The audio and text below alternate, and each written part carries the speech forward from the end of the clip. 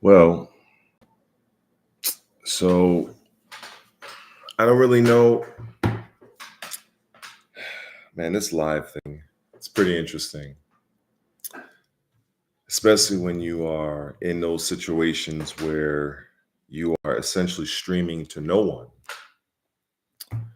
So I guess if I'm going to speak to myself, um, I guess until I get maybe a few people to jump in, but I'll just pretend I'm making an actual regular YouTube video because I'm pretty sure there might be some of you that actually might watch this after the fact.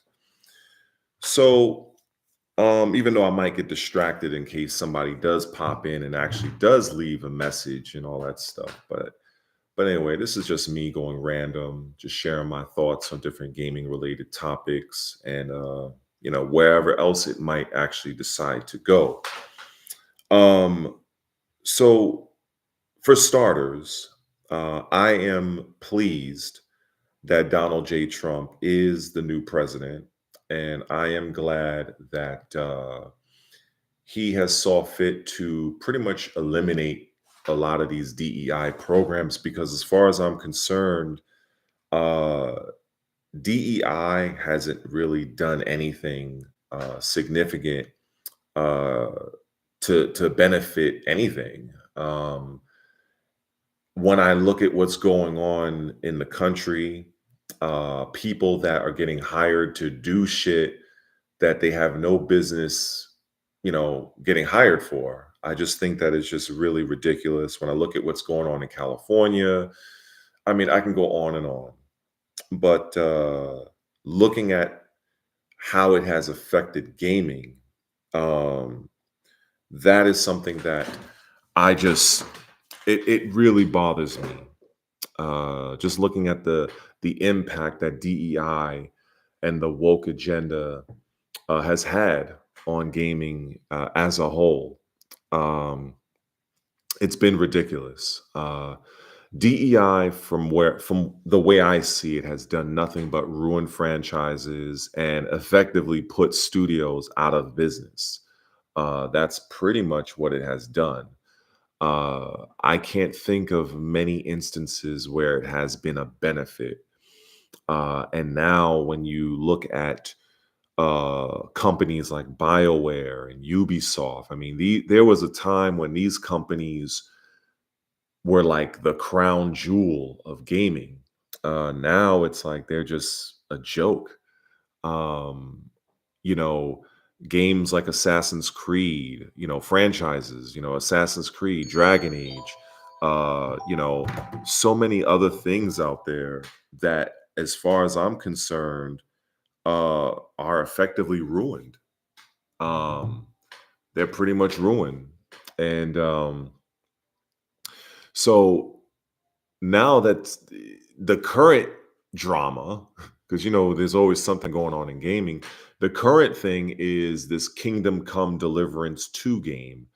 I made two videos about this on my channel, and it's kind of hard to keep up with it because it's like, I can think about making a video about that particular game, and then next thing I know, there's like something else happening.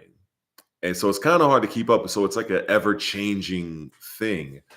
And based on what I know, as I've said in the prior videos, talking about that game, is it was made, the first game was made, I think, in February of 2018, the Kingdom Come game. And that's like a big story right now. And to my understanding, I've never played the game. I know it's like a medieval first person adventure style type of game. And a lot of people are seemingly pissed off that the main character, Henry, uh, apparently he's gay now, or you can make him gay or something of that nature. So it seems like there's so many like little details coming out about this game because the game comes out February 4th. So, there's a lot going on with the guy who created the game. He's on Twitter, or X, He's bashing other YouTubers. Uh, he's calling YouTubers grifters. I mean, it's just a lot of shit going on with that game. I've told people in the prior videos I made speaking about it. I've never played the first game. I just recently bought it about a week ago. It was on sale for like $20, some shit like that. I haven't even played it yet, but apparently it's a solid game for people who played it. But yeah, the game came out February of 2018, and it was an independent game. From what I understand, it was crowdfunded, so it was an independent studio, Warhorse Studios. That's the name of the studio, whatnot. And apparently it did well. It caught lightning in a bottle, and it did very well for itself. So now you fast forward several years, and now everybody's anticipating, the sequel, and it comes to find out that now in the second game you have a lot of these gay options. Now, based on what I understand of DEI and ESG, uh, two things that I know very, very, very well. Consider I made 4 videos on my channel that I put into a playlist to help educate people on what the hell it actually is and how it has ruined gaming, TV shows, and various movie franchises. Uh, I believe that ever since Warhorse Studios has been bought, because they were an independent studio, but they have since been bought and purchased by a much larger company. I believe it's called Embracer Group. It's a kind of a stupid name, but if you look them up on Google or do a Google search, look up the Embracer Group. They are a very massive company that has a lot of acquisitions. Hell, I think the most notable that I've seen was Gearbox Entertainment. That's the company that makes the game Borderlands, which they've announced a 4th version of that game. So Embracer Group owns a lot of companies. So I feel, in my opinion, that the guy that created the game, Dan Vavra, he's like a Czechoslovakian, so English is not his first language. But apparently, like I said, there's some gay elements in Kingdom Come Deliverance 2. I'm of the mind that I feel that he was pressured. I feel he's in a no-win situation. If you go on YouTube right now and just type up that game, Kingdom Come Deliverance 2, you'll see a litany of YouTubers making content on it, because it's like the drama it has so many layers. Some people feel that he betrayed gamers because the first game, as I said, was pretty good. But the character, Henry, that you play was canonically straight. Like, he was a normal straight man. So now with the second game, the plan is to give you the option to live a gay lifestyle or have a gay romance, and a lot of people pissed off about it.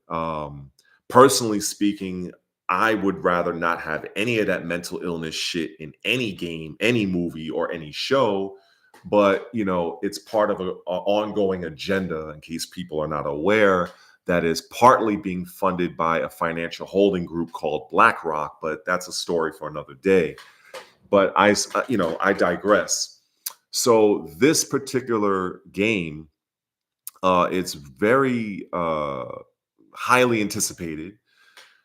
But like I said, there's a lot of issues surrounding it. For starters, I think around January 16th, that the game was allegedly banned in Saudi Arabia because it allegedly had a 1 minute unskippable, Diddy party type style sex scene between 2 dudes. And, Saudi Arabia is, Islamic country, so they don't play that shit over there. So apparently the game was banned, and then people were wondering, well, is this true? Is it not? What's going on?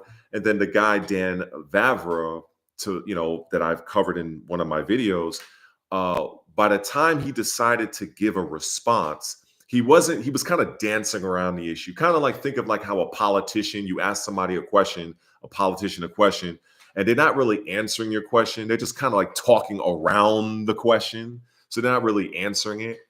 So that's pretty much what made me a little suspicious, because if it's not in your game, then just fucking say it's not in the game. But the fact that he kept kind of going around the mountain, it made me a little suspicious. Several of my YouTube peers, some of the guys that have far larger channels than I do, they were making videos, ready to grab the pitchforks and say, "Yo, we're gonna boycott this game. I canceled my pre-order." So it's a lot of drama going on with that shit. For me, it's whatever to me, because as I mentioned, I never played the first game. I What I know of Kingdom Come Deliverance 2 is basically what I'm looking online on Twitter, seeing what this guy is talking about. I go to That Park Place, the publication that every YouTuber goes to for information, and a couple other YouTubers like Dr. Disaster One and so on and so forth. But I do feel that ever since that company, Warhorse Studios, got bought out by the Embracer Group, I do feel that it is heavily possible that this guy is no longer in control. When you are a small creator, independent creator, game creator, or whatever, and you are bought by a larger company, you're really not in control no more. It's more like you're taking orders from somebody else that's telling you what to do with the project that you created. They tell you your release date. They'll tell you things they want changed. So I can't 100% confirm this, but based on what I know of how larger companies operate, I do feel that they push the mental illness, alphabet community, woke bullshit. I mean, just take one look at Disney. You know what I'm saying? So I just feel like if you look at a company like Disney and you look at other major gaming organizations, they're pushing the agenda. I don't agree with it. Some people, they don't care. But when I look at all the drama surrounding the upcoming Kingdom Come Deliverance 2 video game, I just feel like that agenda is being slowly, like subtly pushed. And I do think that many people that bought the first game, they feel betrayed because, you know, the main character was canonically straight, but now in the second game, they're like, well, you can kind of play the game how you want. You can have this same-sex relationship. Personally, it does look like they're handling it similar to the original Dragon Age trilogy and Mass Effect, where you know it's not overtly in your face, but if you want to have a same-sex relationship or a romance, you just make certain dialogue choices and you can pursue that. And I think that's what this new game is going to do, but a lot of players are pissed off about it. Uh, so it's an ongoing thing. I don't know. I don't know what this guy's going to do about it. The guy being Dan Vavra, he's the lead. He's the creative director of the game. I mean, with the game, set to drop February 4th, I just think that he's in a no-win situation, and a lot of the gaming community are turning against him. I'm hearing that several people are canceling their pre-orders. I mean, they're doing all sorts of shit. Um, you know, I honestly don't know. You know, what do you do? Are you going to admit that your game is borderline or fully woke? Are you just going to say that it's not, and then you're going to hope that people just end up playing your game and just accept it? So I think he's in a no-win situation, and it's going to be interesting what kind of reception the game is going to get when it does release, because we're not talking months. The game is going to come out in a few weeks, and with all this drama going on, it's not good for any game, any show, any movie when you have this type of controversy going on, like literally on the cusp of your release. um you know but The story for me is a little bit tricky because the first game, to my understanding, did have gay characters in the game. I think even the main antagonist, the bad guy, is a gay character. This isn't like somebody that was an NPC, like that was maybe a side quest. Like this was like the main dude, the main guy, the bad guy in the game who was he was gay. So it's kind of like, was this his intent to just kind of, do it in a very, this is what he wanted to do originally the whole time?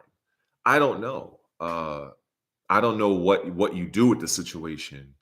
For me, this wasn't a game that I was planning on buying.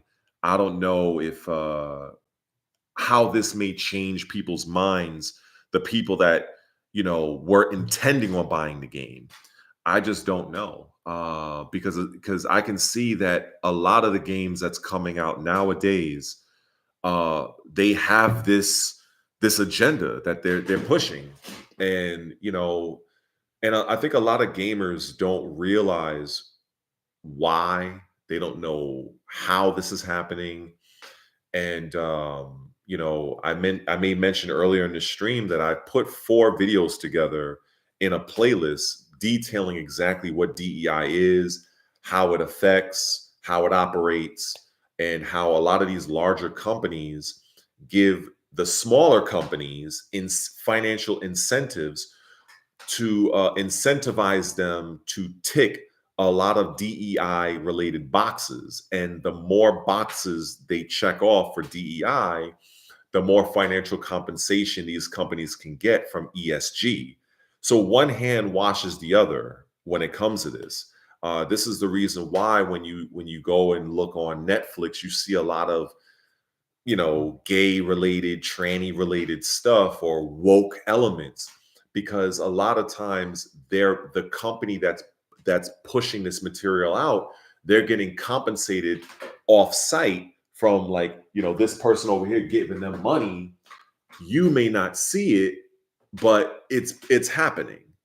And I realized this is a thing when I looked at Disney, for instance, and I was wondering, all of these movies they're putting out, all these TV shows they're putting on Disney, and they're losing ratings, they're losing subscribers, they're losing millions of dollars. How and why are they still pushing this fucking message? Like any other company would have made a course correction. If you're doing something, whether you starting your own business and you're doing something that's just not working and it's costing you money, I would imagine that you're going to be smart enough to say, something, this isn't really working. I'm going to try this. I'm going to try something else. But these companies aren't doing that. They're literally doubling and tripling down. So they have to be getting money somewhere. And then I learned that a lot of these big budget games, these big budget movies, like think like Grand Theft Auto or Halo or Call of Duty, Star Wars, all these big franchises, the companies that make these franchises, they're not utilizing 100% of their own money.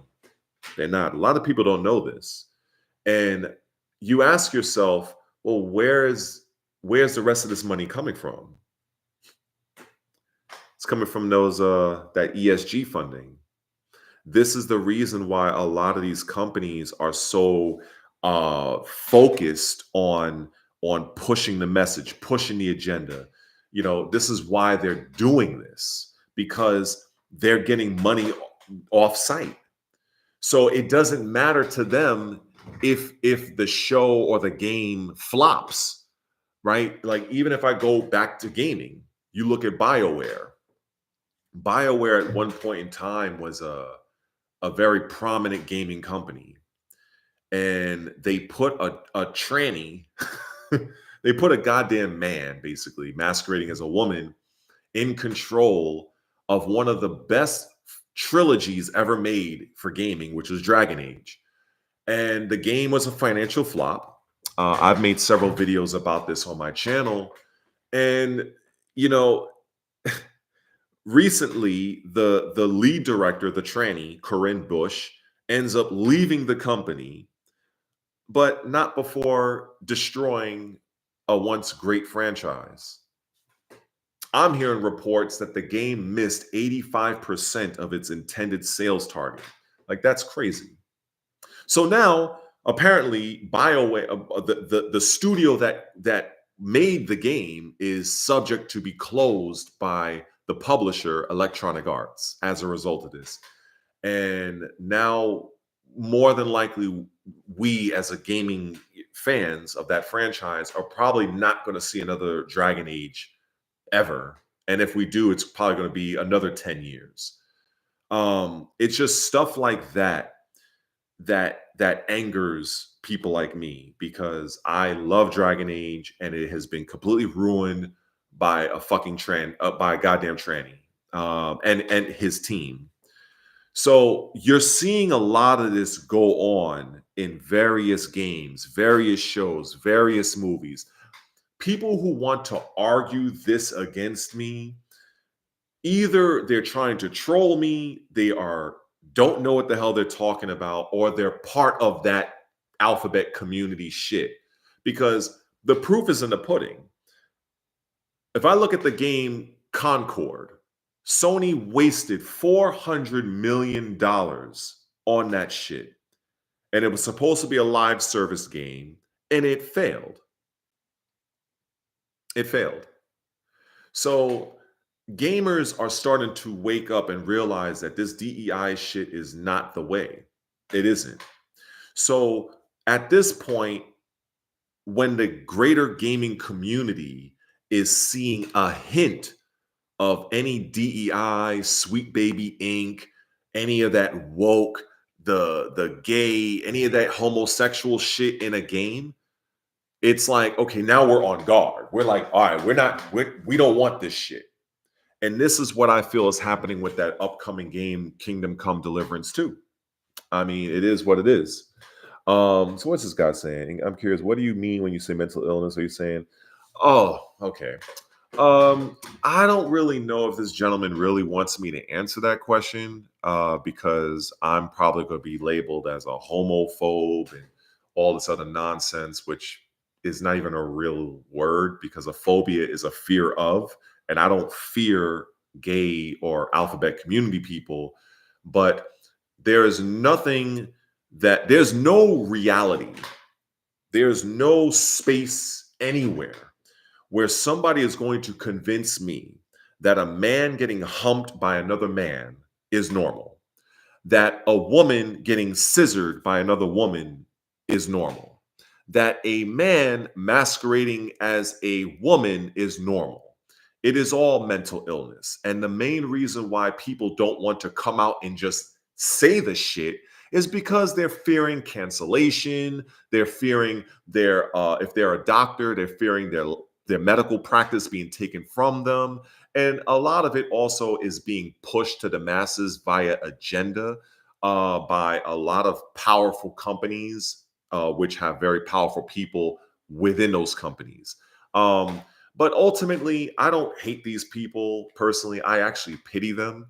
But it is what it is. My issue is the fact that these people come into already established franchises and essentially ruin them. This is not my opinion. This is fact.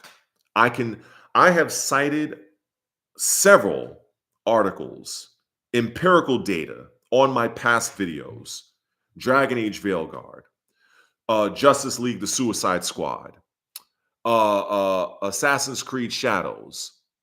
I can go on and on. It's out there. All it takes is a simple Google search and just look at financial data.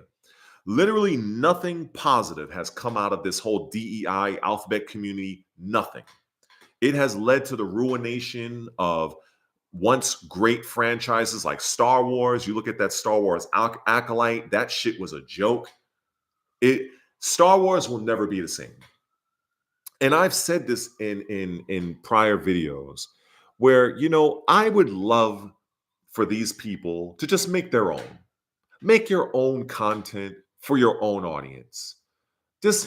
But it just looks to me that the way that these companies handle this, instead of these people doing that, they utilize already made franchise like Star Wars, things like that.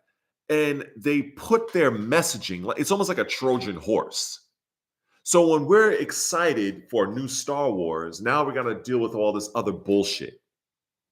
And it's funny to me that, instead of just going and making their own content for their own, and I think they do on some level, but when you're making something big budget where the vast majority of the entire planet are straight, normal, hetero men and women, that we don't want to associate ourselves with that nonsense, it really enrages a lot of us because it's like I made this analogy. It's like they always want to talk about inclusion. So I kind of have this idea where it's sort of like if I invite you to my house, people want, you seem cool and I invite you over, right? I'm being inclusive. I invite you over. And we're already doing our own thing. We might be playing Tekken, we might be playing, Call of Duty, having our conversation. And then you come over, and instead of you enjoying the space that you were invited into, you instead say, you know what? I don't like the way things are going right now. I want to do things my way now. And if we don't do things my way, you're a homophobe, you're a transphobe. And we're going to be looking at you like, what the fuck? Like, we brought you in here. And instead of you know something, you can get the fuck out now. And that's how we're looking at it now. Because now Dragon Age is a franchise done. That shit is finished. It is completely done. That tranny came in and destroyed that franchise. That franchise is done. I shudder to think what's going to happen with Mass Effect. And it's just, if they were just to leave these franchises alone, if you want to see yourself represented in a galaxy far, far away, I'm pretty sure that Disney could make a smaller budget project and you guys can literally make Gay Wars or whatever they will call it. It will be for your own audience, and that way everybody is happy. But the more this stuff keeps getting pushed into franchises that already exist, that were made popular, not having nothing to do with two dudes getting busy. Okay, it got popular because of the story. It got popular because of people loving the lore, loving the world building, not for having two dudes getting busy and tonguing each other. Get the fuck out of here. We don't want to see that mental illness bullshit. And the thing is, people really don't want to come out and say it, but I'll come out and say it. I do not want to see two men getting busy. I do not want to see that.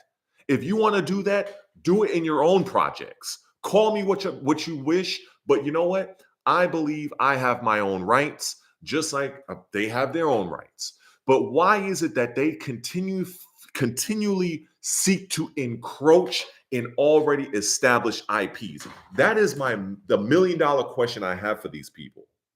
That really is. If they would, I would say this: the monumental failure, the $400 million failure that was Concord, that Sony wanted to have as a live service game, $400 million lost. I will at least give them the credit that one, it was an original game, and it clearly was not a game for normal people like myself. So I give them credit for trying to do something original. But as we have seen, it has failed. That's why my suggestion to the alphabet community and the woke mob and all these other people, if you really want to have yourself in these stories, then just make your own. I am willing to wager that a lot of these companies that love pushing this agenda, they would love nothing more than to give create a subdivision with a smaller budget and say, here, we'll give you $20 million, create something for your own target audience. I mean, this is the very nature of marketing. Marketing is basically, the point is to create something for your target audience. Well, I'm sorry, Star Wars is overwhelmingly hetero. Dragon Age is overwhelmingly hetero. Yeah, you have a few alphabet members in there, but let's be honest. That franchise succeeded and became popular not because it had gay nonsense in it, because you could romance Alistair in Dragon Age 1. They didn't give a shit about that. Most people avoided that bullshit. They loved the franchise because of the world building, the lore, the moment to moment story developments. That's why the game became popular. It just so happened that now, over time, they decided to hire a goddamn tranny to lead the production of Dragon Age: The Veilguard, and this person and its team doubled and tripled down on, I'm non-binary, and people were like, "What is this shit?" And quite frankly, the sales reflected that. And now that studio is about to get closed, and the game died. Maybe a couple of thousand people still playing the game. I can guarantee you, if that game was made the correct way, that game would still be talking about to this day very positively, and probably would have potentially even won game of the year at that major game of the year show that happened last year. So, anybody want to argue reality with me? It's almost a waste of my breath. It's like trying to explain color to a person born blind. They are too deep in the forest to see the trees. And this brings me back to Kingdom Come Deliverance 2, where you have this very large group, this very large company called the Embracer Group. They're the ones that all but basically purchased the rights of the game that's supposed to be coming out February 4th. And now, with all the drama surrounding that particular game, and that it has its own woke elements, and that you can make the lead character gay, a lot of people are canceling their pre-orders. People fundamentally do not want gay woke elements in their games. They don't. That's just that is a fact. That is not my opinion. If we were to take, there was this poll that I forgot who took it. I think it's CG something. It was a company that made the game Lords of the Fallen, the latest one. It's kind of like a Souls like RPG. Maybe one of you in the chat might be familiar. Well, people were kind of bothered that in the character creator, instead of it being male and female, because there are only two genders, okay? It's body type A and body type B. So the CEO of the company ran a poll and asked people essentially, like, are you fine with this? Do you want this change? I mean, I'm pretty sure if you do a Google search on it, you'll see it. By the time the poll ended, 88%, now 47,000 people partook in that poll. And 88% of the 47,000 people said they wanted it to be male and female. So if that does not convince people that these gays, the lesbians, the trannies, they make up a very small yet vocal percentage of humanity. And with these larger companies bending the knee to this mental illness, it proves beyond a shadow of a doubt to me that it is just them pushing an agenda. Because If they really wanted to do it the right way, they would simply say, you know something, we don't want to eliminate your creativity. Because I'm not saying that, if you're gay or tranny, that you don't have talent. I'm not saying that at all. But what I am saying is that the vast majority of the world does not want to see your content. So wouldn't it make sense just to make content for your own audience using original IPs? Like, when I look at a game, an independent game called Dustborn, I don't know if any of you have actually heard of this game. That game is very much rooted in the alphabet community ways, right? It has a lot of woke elements and so on and so forth. I don't have a problem with that game because I know it's not for me. I look at the trailer, I'm like, okay, it's not for me. And I respect that. So why is it that these people just have to come into our shit? It's going to be a backlash. Like, this is not something I'm just making up. Like, these are the facts. These are the absolute facts. Like, I can say how I may feel, but the facts is that when games and franchises push this identity politics, I would say 8 out of 10, it flops or it fails, one or the other. So it's just it's just very frustrating to see franchises that I grew up with and loved throughout my years. I'm 44 years old, and I see these companies just, want to go full on into this and cater to this very small subsect of society, and you just see the franchise just die. You just see it goes to shit, and it's never the same. And when I look at Ubisoft, when I look at BioWare, a lot of games and movies that's coming out, it's sad. It's really sad. It's I don't know, man. I don't know. It's it's very frustrating um to see something that at one point in time was a big deal, you know.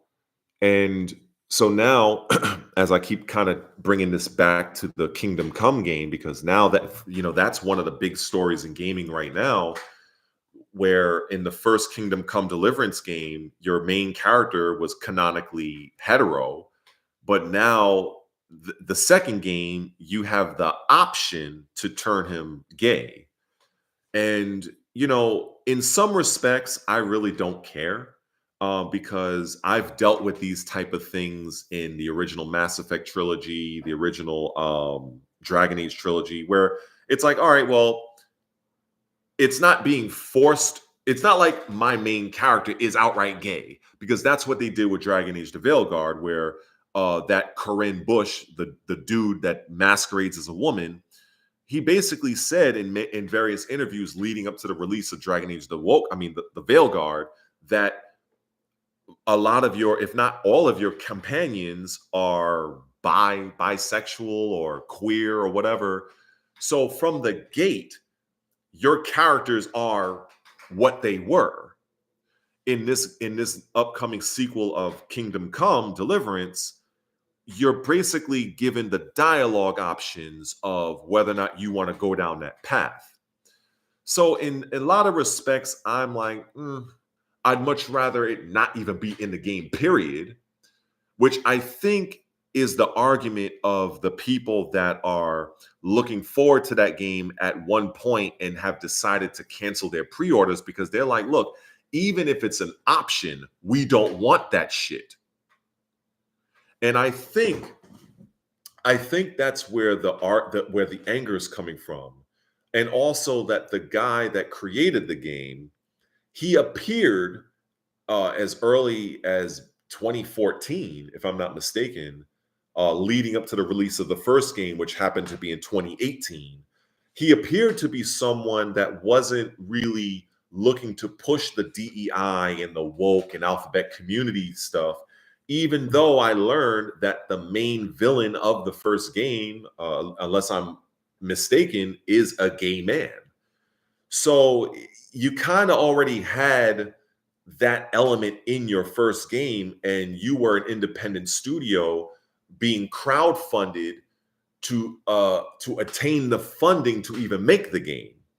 So now, the game, from what I understand, was a success, and it was afforded the opportunity to be a sequel.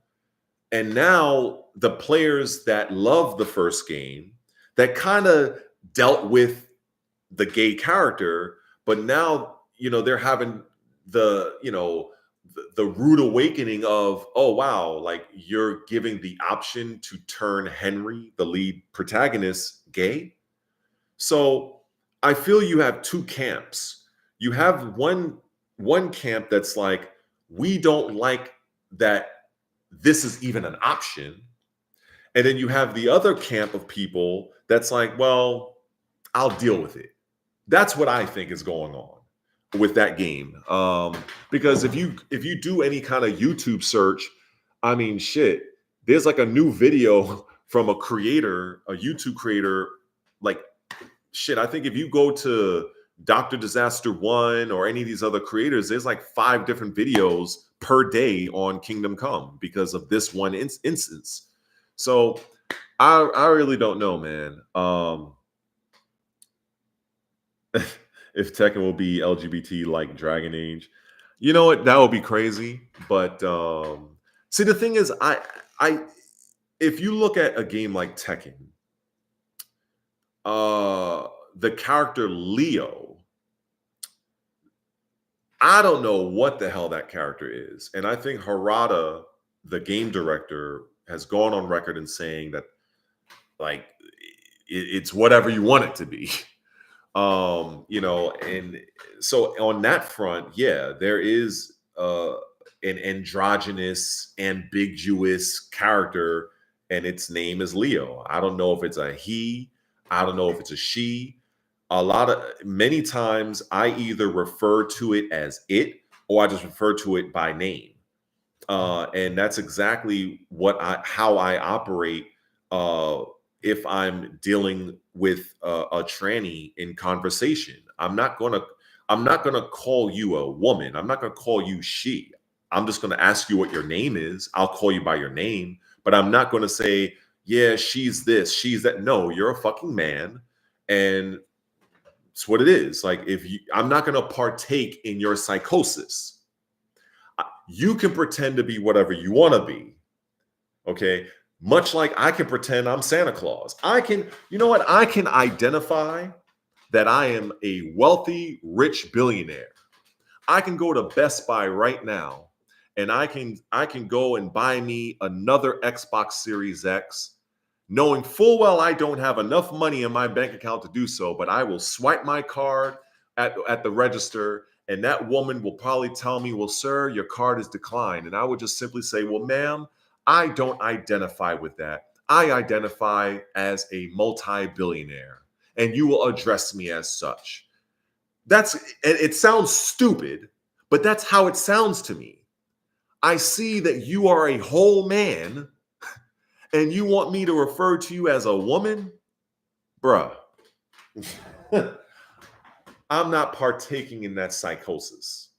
So that's why with the character Leo, I've never referred to it as any particular pronoun. I just refer to it as Leo. Very simple. It's like if I'm talking about Lily, the character Lily in Tekken, I'd be like, yeah, she's cheap, or she's good. She's a quality character. I will never refer to Leo as either of those. I'll just say Leo or it. That's how I operate. People can like it or don't like it. I really don't care.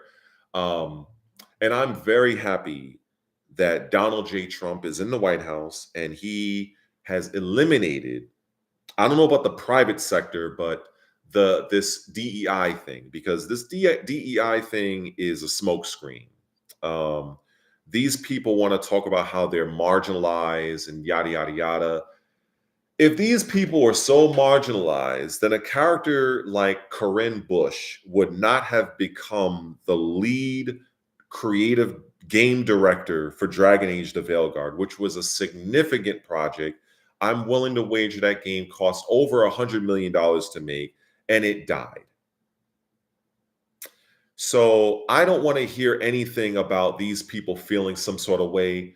That's bullshit. That's absolute bullshit. These people are in these high level positions. I've heard even some are even congressmen, senators. So they're all over the place. So I don't want to hear this, oh, we're being marginalized, we're being kept down. That's bullshit. That's nonsense. I don't want to hear that. And it just, it's, and the thing is, even with me having the stance I have, I will never promote harm to these folk. You know, at the end of the day, I don't deny their humanity. But what frustrates me, as I keep saying, is I'd much rather these people just create content for their own audience.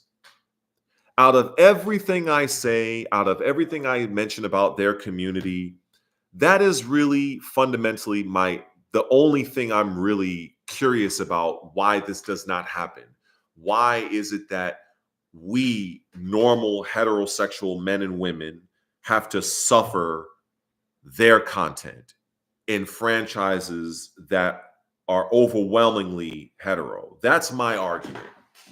And I really don't see, I don't really get an answer, honestly.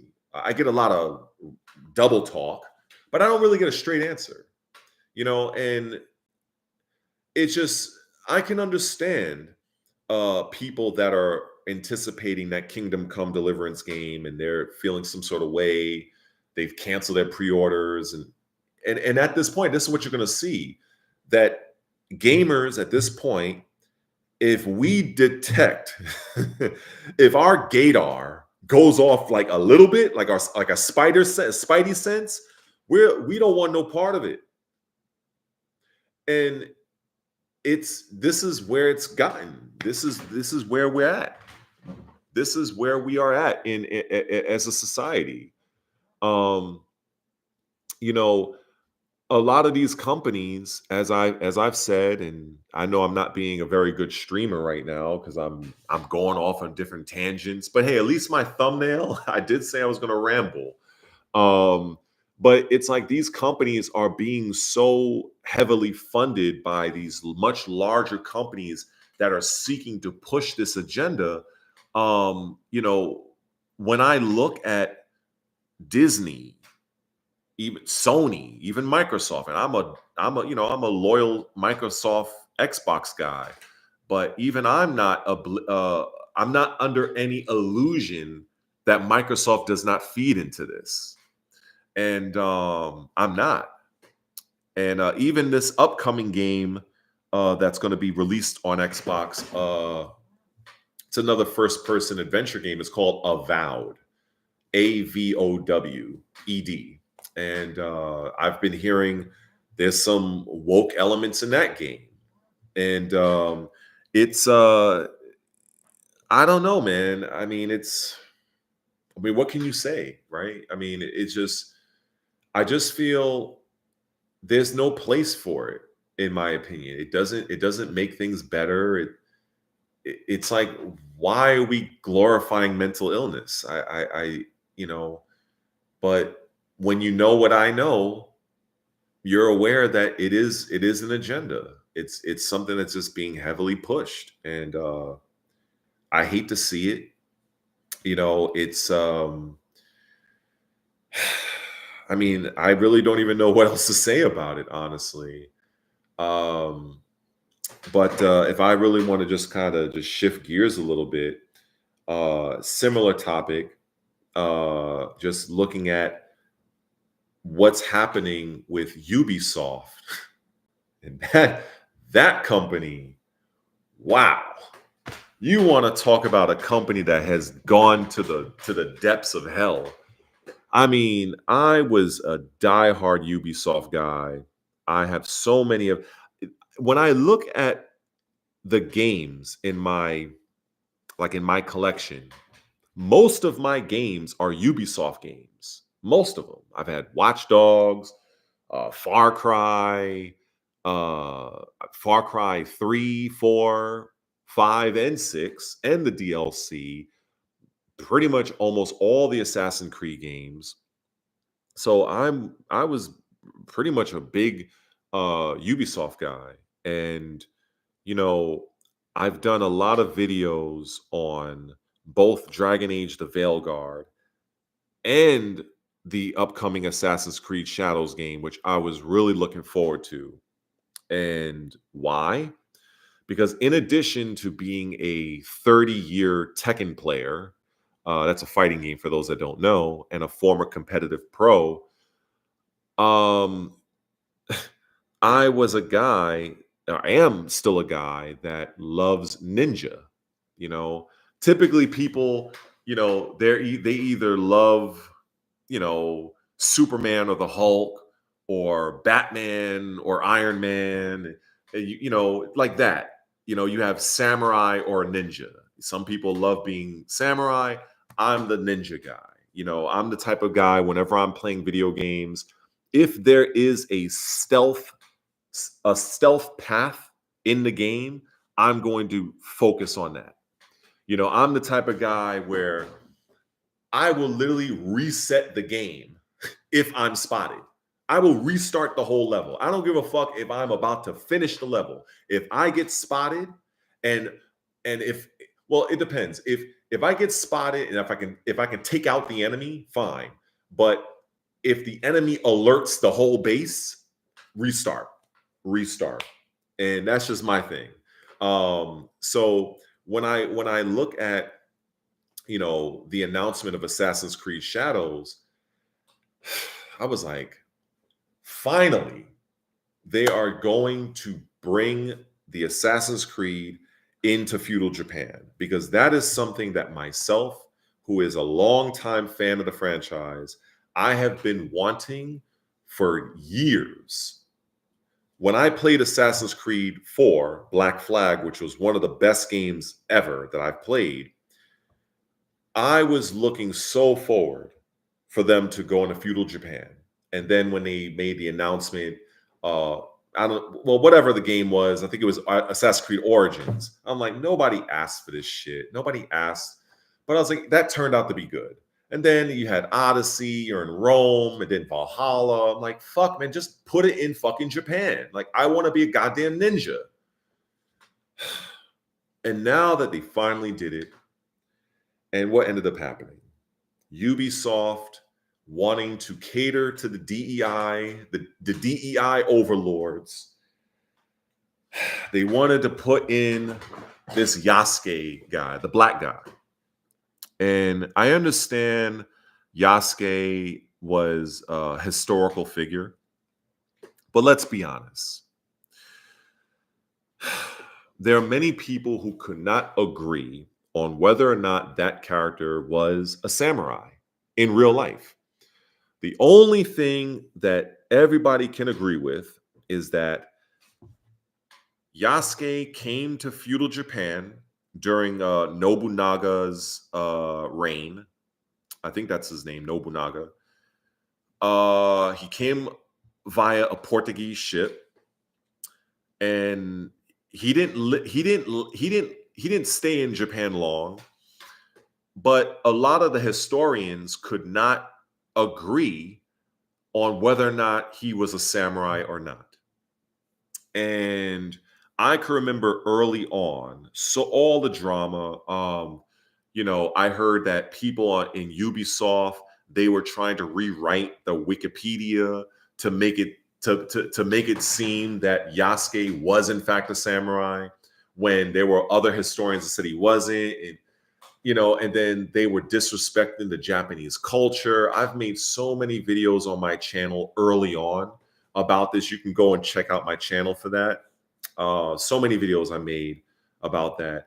And one of the videos I made was, I forgot the exact title, but I said, this is what Ubisoft has to do to fix the game. And in that video, I was saying, if Ubisoft wants to salvage this game, they have to just get rid of Yasuke. Focus on the ninja, the girl, Naue. And then it comes out later on, maybe a few months after, that Ubisoft, in fact, had a male shinobi character.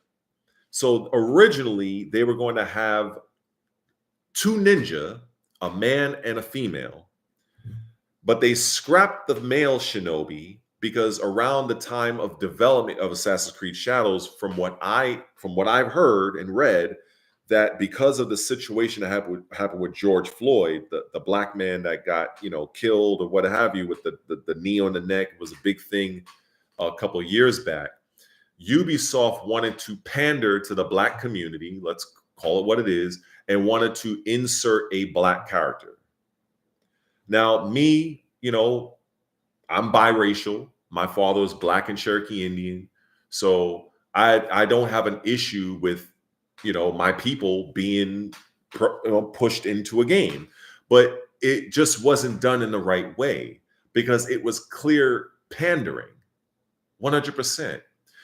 Now, if you really wanted to do something, why didn't you just make a game specifically on Yasuke, the Black Samurai in Japan? Why didn't you create a game surrounding only him? But instead, they wanted to shoehorn him into this Assassin's Creed game, eliminating the originally intended male shinobi character and have him star alongside, opposite of the female shinobi, Naue. And on top of disrespecting Japanese culture left and right. Like they were literally, I'm not a Japanese historian, obviously, but the things I've heard and read that Ubisoft has done is, there are people that are calling for that game to be outright canceled. It's like, it is that bad. And the game was originally intended to be released November 13th. November 15th. That was the original release date. So when you look at, this is how I look at it, and I don't know if any of you feel this way. At the end of 2024, think about this. We had a Dragon Age game, right? And the last Dragon Age game was 10 years. 10 years prior was Dragon Age Inquisition, which I still play to this day, mind you, which came out in 2014, and it was the game of the year back then. So we were going to have a new Dragon Age game and an Assassin's Creed game literally about 2 weeks later, because Dragon Age came out on Halloween. And then 2 weeks later, we were going to have finally an Assassin's Creed game in feudal Japan. There is no way those two games were not destined to sell millions of copies if they were done right.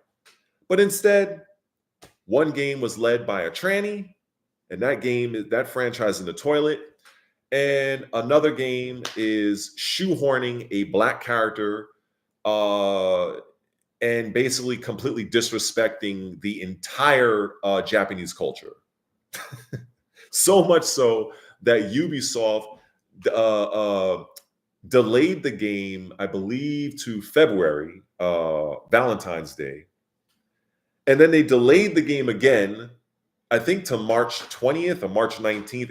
It so happened, and get this, the new release date for Assassin's Creed Shadows happens to be on the anniversary of some sort of a terrorist gas attack that happened in a Japanese train station, where I think some guy or a group released some sort of toxic nerve gas and killed several people in a Japanese subway, and Ubisoft decided that was the date they wanted to. You can't make this shit up, man. Like I ask,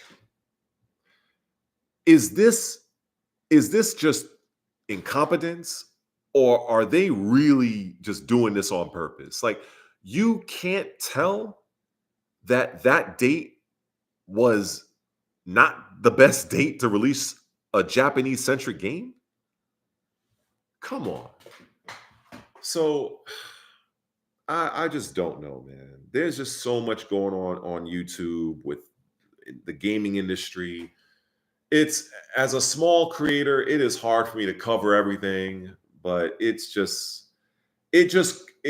amazes me how much a multi-million dollar company like Ubisoft can get it this wrong. This is like a layup. An Assassin's Creed game in feudal Japan, that is the one thing that millions upon millions of fans of the Assassin's Creed franchise have been wanting for over a decade.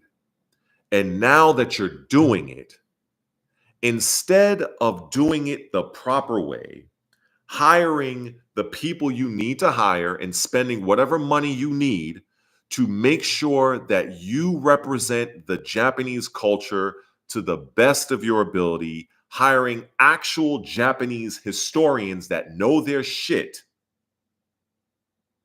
and not pander to any particular group.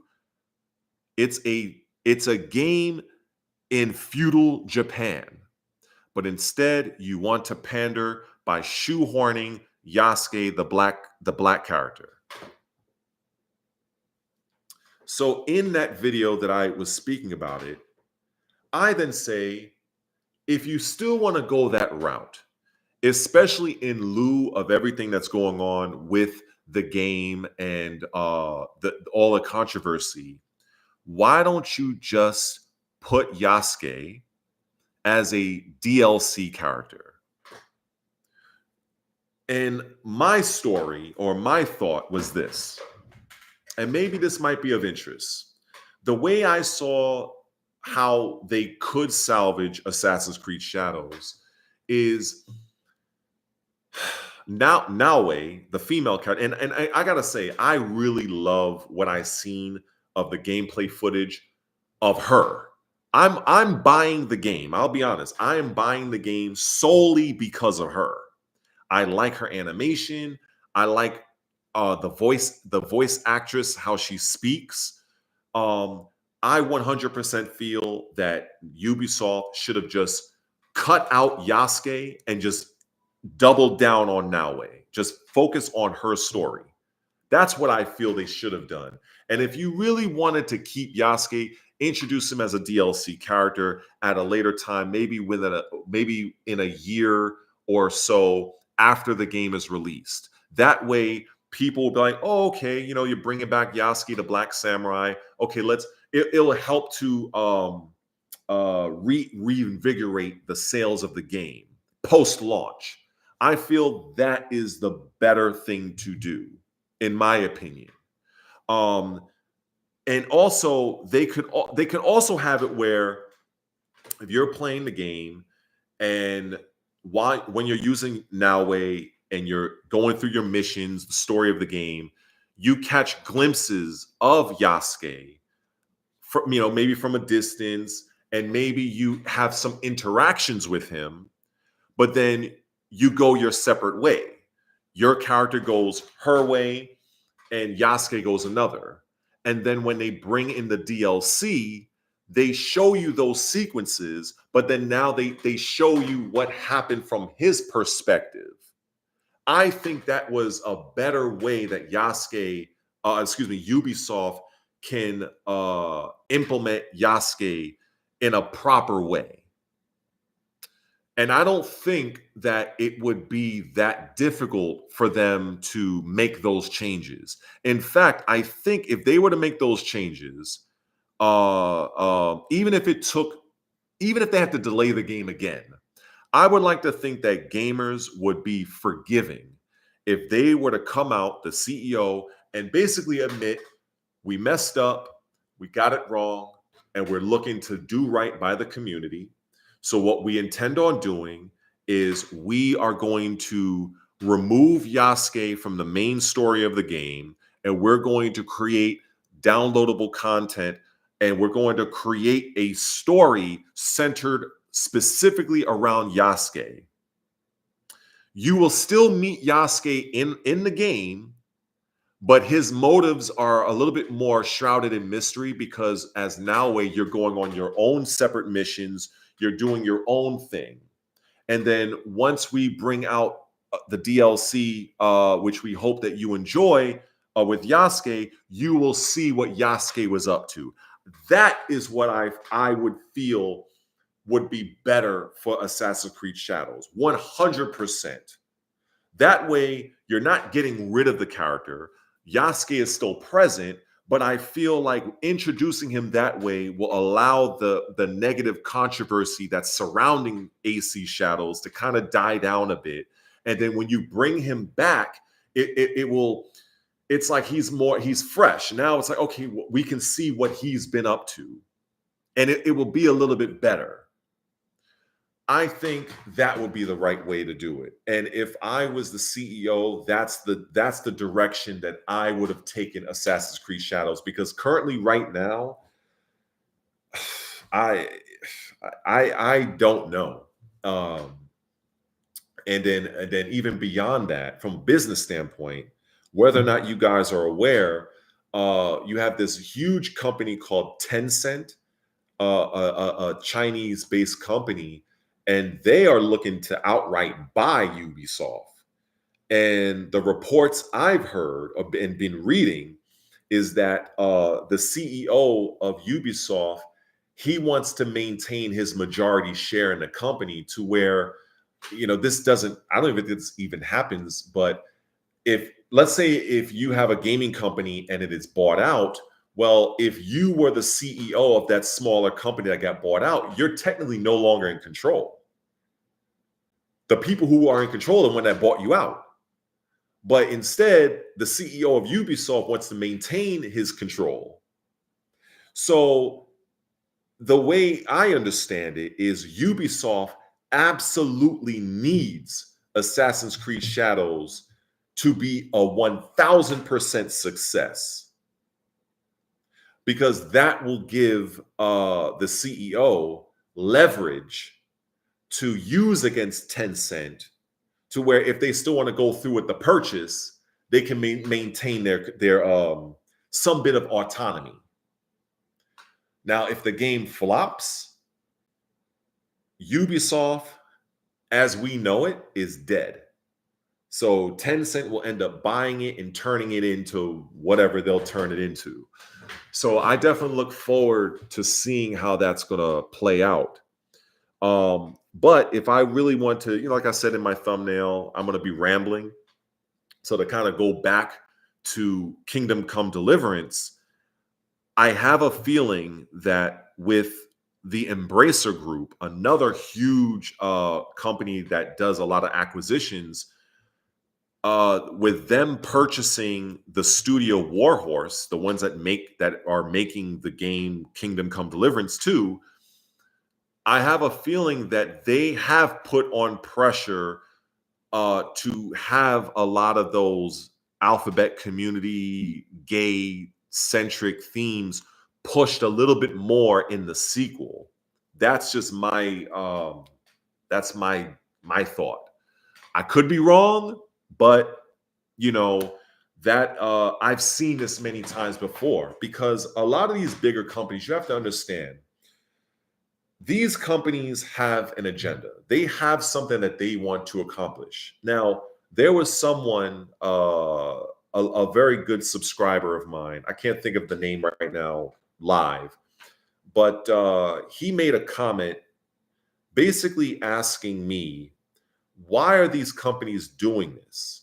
If these companies have so much money, why are they doing this? And so the answer I gave him is what I'll say here.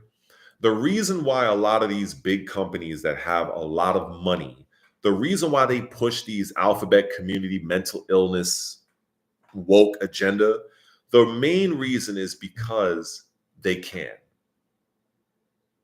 Think about it. If you have all of the money in the world, if you can buy anything that you want, if you had that fuck you money, what would really motivate you? If you can buy anything you want, if you want to say, I feel like buying that island, I want to buy a helicopter. You know what? I don't feel like walking to the store. I'm going to call my chauffeur to drive me 5 blocks to the store. If you had that type of money, power, and influence, what would motivate you? What would really keep you getting going and keeping you getting out of bed at night, out of the morning, right? Getting out of bed in the morning. The simple answer is utilizing your power and influence over those that do not have power and influence. That's what is pushing whatever agenda you feel like pushing at that time, because you can, because you could be an asshole. It's like if you work a job and your boss, sends a company-wide email saying, I want everybody to come in the office 7 o'clock in the morning. Well, you get there and there's really not shit going on. You're there because that person had a level of power over you. That's why they do that shit. That's why they are really screwed up. When you have that type of money and power and influence, it's important to realize this is what people do because they have the resources that you don't. And this is why they're able to push whatever message or agenda they wish to push. And this is why I believe 1000% this is what happens to various video games, various shows. Look at what happened with Star Wars. That franchise is basically on a respirator at this point. This is what happens. And a lot of my peers on YouTube, like your Dr. Disaster ones, the ones that got like 100, 15 million subscribers or 20,000 subscribers.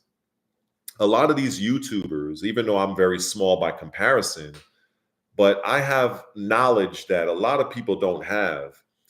And they don't realize why this is happening. A lot of people see, oh man, it's fucked up, the DEI, the woke.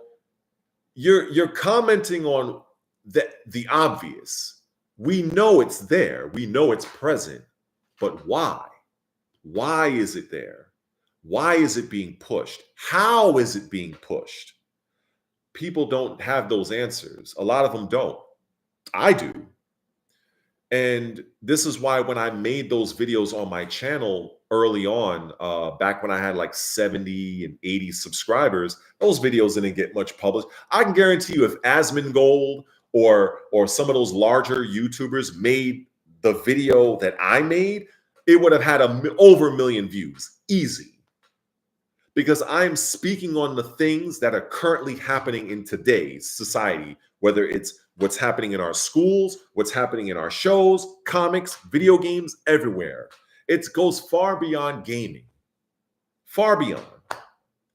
But a lot of people are too afraid to speak up about it because they're fearing being canceled, being labeled hate speech, transphobe, homophobe. They're afraid of losing their jobs. That's why people don't come out and speak out against this shit. They know deep down this shit is BS. They know it deep down, but they keep pushing it because they either want to see it go down or they're fearing for their employment and their livelihood. So when I look at that guy, Dan Vavra of Warhorse, that's making the Kingdom Come Deliverance game, and all the drama that's going on right now, if you do a YouTube search, those are one of the top stories going on in gaming is what's happening with Kingdom Come Deliverance. That and maybe Assassin's Creed and whatever else out there.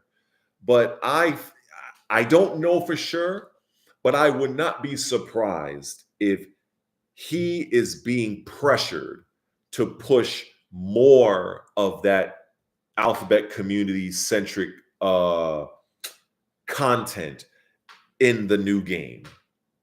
And he's in a no-win situation where gamers are saying, hey, is there really an unskippable same-sex scene that lasts for a minute in this game? And then initially he's dancing around the question. He didn't really want to answer it directly. So that's when I made my video about it. Because I'm like, look, if it's not in the game, just come out and say it. And then I think maybe a day or two later, he goes on his Twitter or X, as they call it now, and gives a 10-point breakdown on his response, which I made a video about that on my channel. Now I'm hearing he's calling other YouTubers grifters, and I'm hearing something about you can make the main character Henry a sodomizer or some shit like that. I haven't even read the full article. I've seen a video about it. I haven't looked at it yet. So I'm like, I don't know what these people are doing, man. Like, I don't even know. It reminds me, I kind of wish that I knew how to make memes. Maybe I'll learn. But it reminds me of that scene in Lord of the Rings where Gandalf was speaking with Saruman, and Saruman betrays Gandalf and locks him in the room with him. And then Saruman's like, it will be wise, my friend. Against the power of Sauron, there can be no victor. Or some shit like that, right? And then he's like, we must join with him, Gandalf. And then Gandalf says, tell me, old friend, when has Saruman the Wise abandoned reason for madness? And then that's how I feel like, when has this country abandoned common sense reasoning for madness? Literally. I mean, I don't even know, bro. I don't even know. It's crazy. But you know what? I don't want to ignore the chat. I appreciate those that have stopped by. Seems like I'm seeing people jump in and jump out. It's cool. I'm really like a very small fish in a huge pond here. Maybe when I get to that big level where I'm like, I have 20,000 subscribers, if I get to that, but right now I'm just do what I can. But yeah, Vavra's problem is his ego. He thinks his writing is good enough to overshadow it, even though we know it's forced. He can't admit it to himself. He sold out. I do believe that. I do believe that, but we don't know 100% sure. We're not 100% sure of that. But I won't be surprised. And like the old saying says, right? Where there's smoke, there's fire. You know what I'm saying? And based on what I know of the first game, Henry was canonically a straight, normal man. But he did, according to what I understand, he did have a gay character. I think he was the villain of the game, if I'm not mistaken. So even when he was an independent developer and he, was crowdfunding the first game, he still saw fit to have that element in. See, for me, I was thinking about making a video about this actually, because, I was talking to when you talk out loud and you're brainstorming. And I was thinking like, this is very tricky for me to wrap my head around, because the Ubisoft and the BioWare situations, those are easy. Those companies torpedoed themselves. They literally, they did it to themselves. They hung themselves, basically. But this situation is it's different, because he came off as this based, that's the term I've heard, this based individual, where he was not, pushing the agenda. Gamers were, liking what he was saying about, he wasn't trying to push that Alphabet community shit, but he still ended up putting a gay character in his game. And it's not like, a big company was overshadowing him to say, hey, you got to do this. This was 100% him. He was still independent back in 2018 when the first Kingdom Come game was released. So the years leading up to it, I don't know how many years it took for him to develop the game. I just know it released February of 2018. But way back then, he wasn't owned by nobody, but he still saw fit to put a gay character in the game, and not just like a side quest or like an NPC. Like, apparently, I may be wrong, but it's the main antagonist. So it's like, was this all a front? Was him and his stance on being pro hetero style gaming for gamers, was this just an act? Because you already had a gay character. See, my rationale is this: it would have been much easier for me to look at this if, when he created the first game, if there was absolutely no woke, no gay type of character in his first game. And then now that we understand the timeline, and if you don't, I'll just do it really quick. In 2018, a company called Koch Media was bought by THQ. Now, at the same year, Koch Media was bought by THQ. That same year, Kingdom Come Deliverance 1 was released. A year after, literally a year, like it was February 2018, the game came out. February 2019, Koch Media bought the studio Warhorse. Now, mind you, that studio that bought Warhorse was bought by THQ, which was owned by Embracer Group. So when I was looking up the details, I was like, this is kind of confusing. But it's like, this guy bought that guy bought this guy. So basically, the ending parent company is Embracer Group. And the thing that as the story was unfolding for Kingdom Come Deliverance 2, people were up in arms about the terms of service that was on Steam. I don't know if people probably knew about this. Well, though that terms of service was not created by Warhorse or Dan Vavra, that was created by Playon. And who was Playon? Playon was formerly known as Koch Media. Koch Media that bought Warhorse in 2019, Koch Media renamed themselves Playon in 2022. So I understand the timeline of events. And along the way, I'm willing to wager that that Warhorse Studios overlords were probably putting pressure on Dan Vavra to really double down on the Alphabet community-centric shit for the second game. That's kind of the position I'm taking right now, based on what I understand. Now, I could be wrong.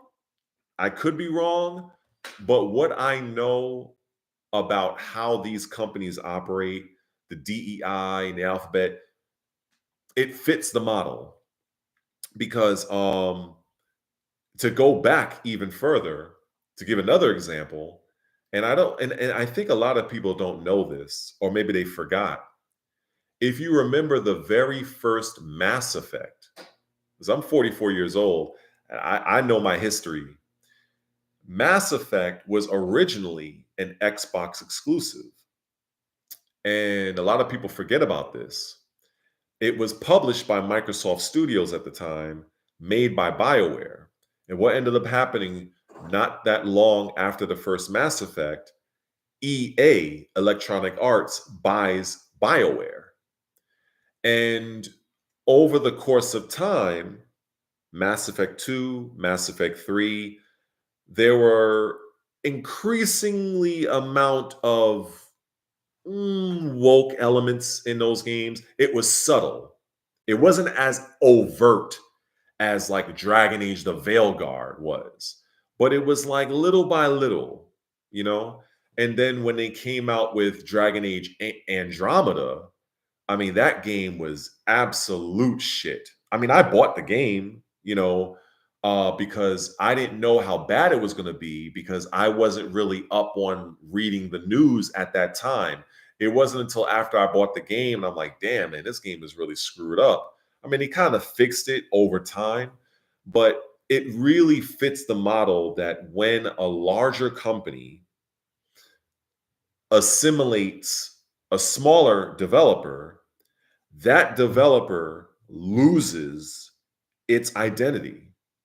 And whatever vision you had as an independent developer, the amount of power and influence you have over the game that you were creating is based on what your new boss allows you to do. And I have a feeling this is the fate that Dan Vavra finds himself in with Warhorse being owned. If you really look at it, owned by Playon, because Playon is the ones that actually created the Steam terms of service.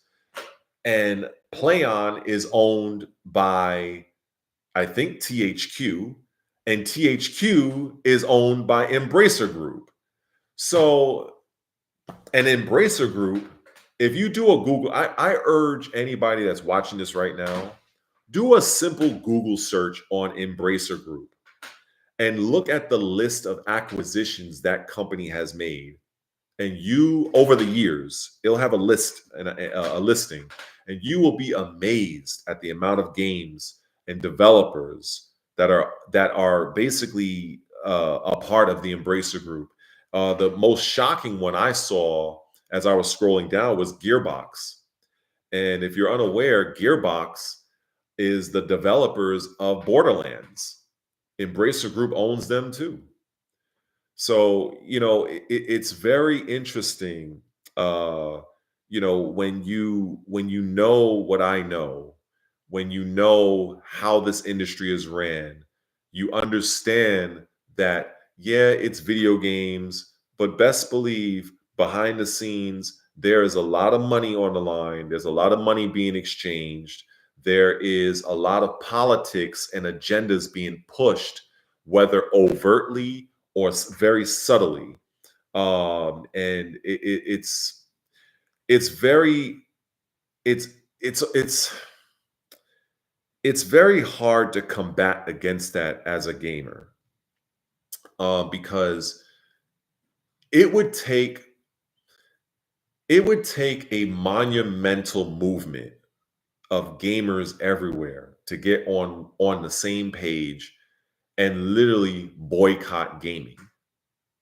That is the only way I see 100% to get this DEI mental illness fuckery out of our industry. Because even with all of the gamers that look at even small channels like mine, or larger channels like Asmongold or Penguin Zero, Moist Critical, I think that's what they call them, or I don't know, Dr. Disaster One. You can go on down the list. All your favorite YouTube subscribers, right? YouTube channels, excuse me. And there are many people that they can influence, but there are also many casual gamers that don't really go on YouTube like that for their news. So a lot of people, for instance, with Dragon Age, Veilguard, a lot of gamers were completely unaware that there was this self-insert character called Tosh, that was talking about how uh, she's non-binary at the dinner table in a fucking video game, sitting across from her mom, talking about I'm non-binary. Like, get the fuck out of here. But a lot of gamers that are not looking at YouTube channels to be aware of this went ahead and bought the game, thinking, oh, this is the new Dragon Age. Oh wow, I haven't played this game in 10 years. And they go and buy it thinking they're going to get a similar experience, only to find out you're getting a game where the majority of your cast are fucking queer.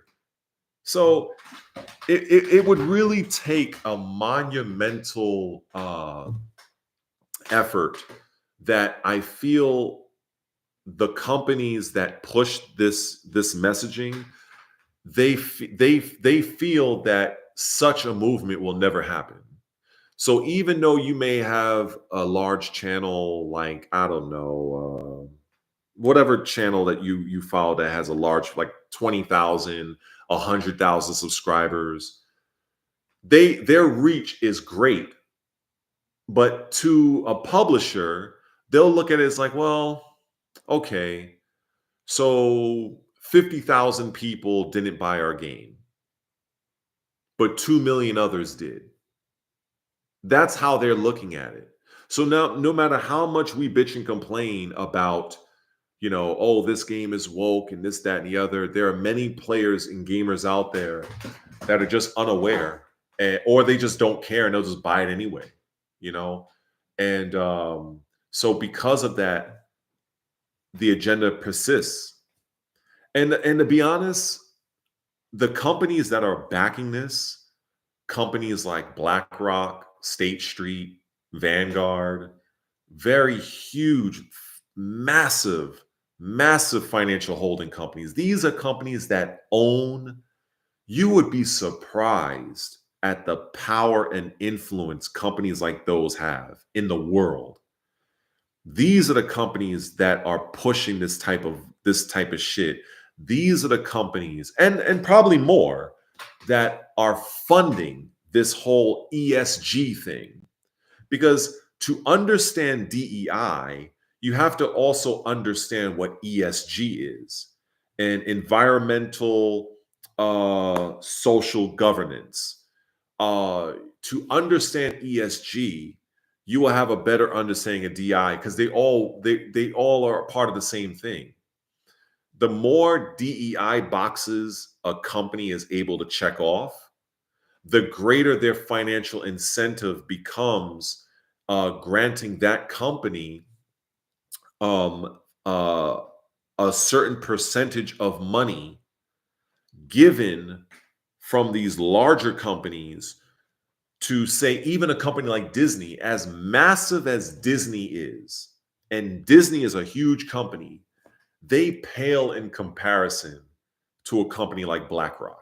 They're like a speck of dust. So when I learned that a lot of these companies don't even use their own money to create these shows, these movies, these games, because they're ticking these DEI boxes.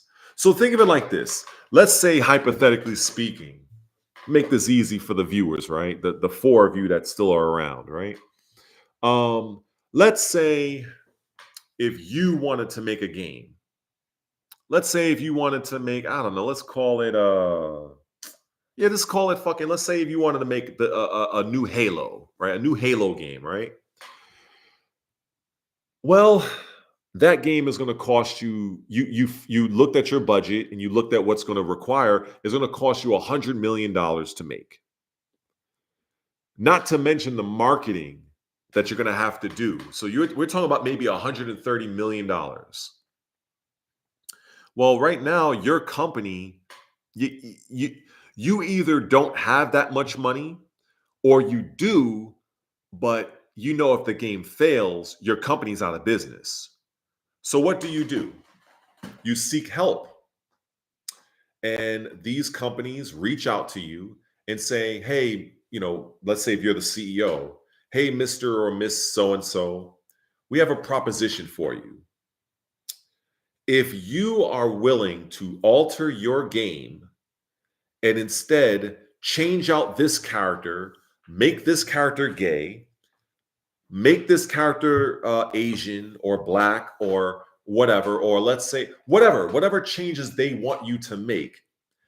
And if you make those changes for your game, I will contribute 60% of the budget for your game. Are you going to refuse? Are you? Probably not. Especially if you've already committed several millions of dollars in pre-production already. And that's pretty much what happens.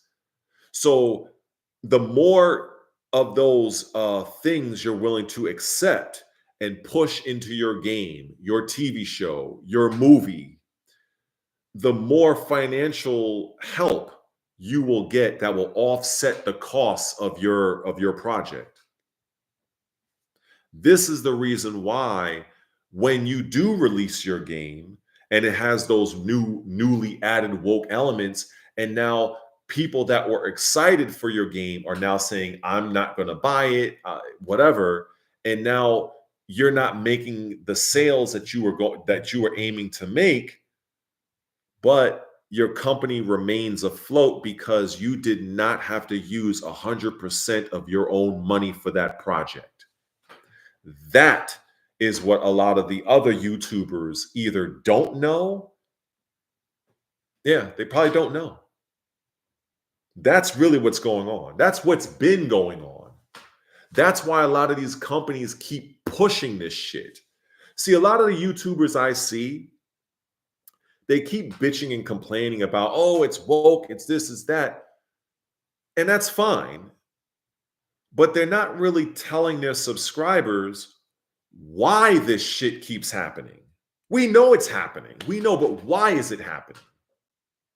Well, I just told you why, and I told you how.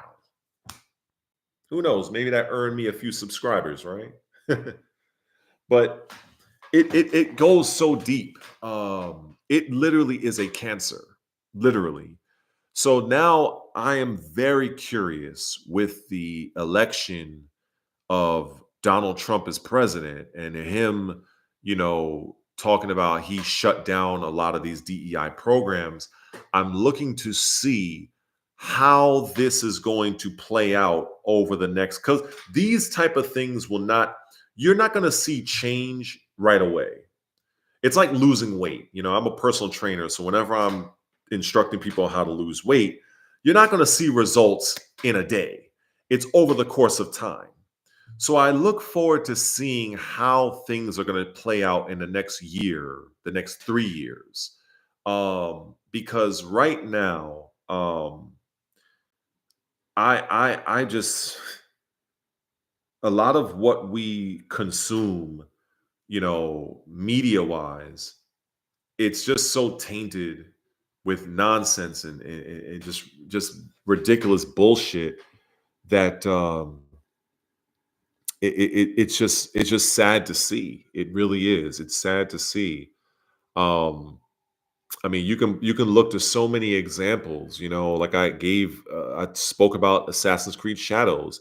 Like that game should 100% be a layup. That should be a game that would go on to sell millions. But look at the hole they dug themselves in, Ubisoft. Look at the hole they dug themselves in, trying to pander. Dragon Age Veilguard failed, flopped, done. That studio is more than likely going to get closed in February, from what I understand, the reports I'm reading. This game, the Kingdom Come game, who knows how that launch is going to go? I mean, I'm sure that they're probably going to do well sales wise, but are they going to have the type of success they would have had they not added a lot of those woke alphabet community elements? I don't think so. I don't think that game is going to realize its full potential because of those elements, because that guy Vavra has pissed off a lot of people that were originally very excited for that game. And you can look to any franchise, any game, this is what happens. Nothing good has come from adding these elements into the game. Nothing. Nothing.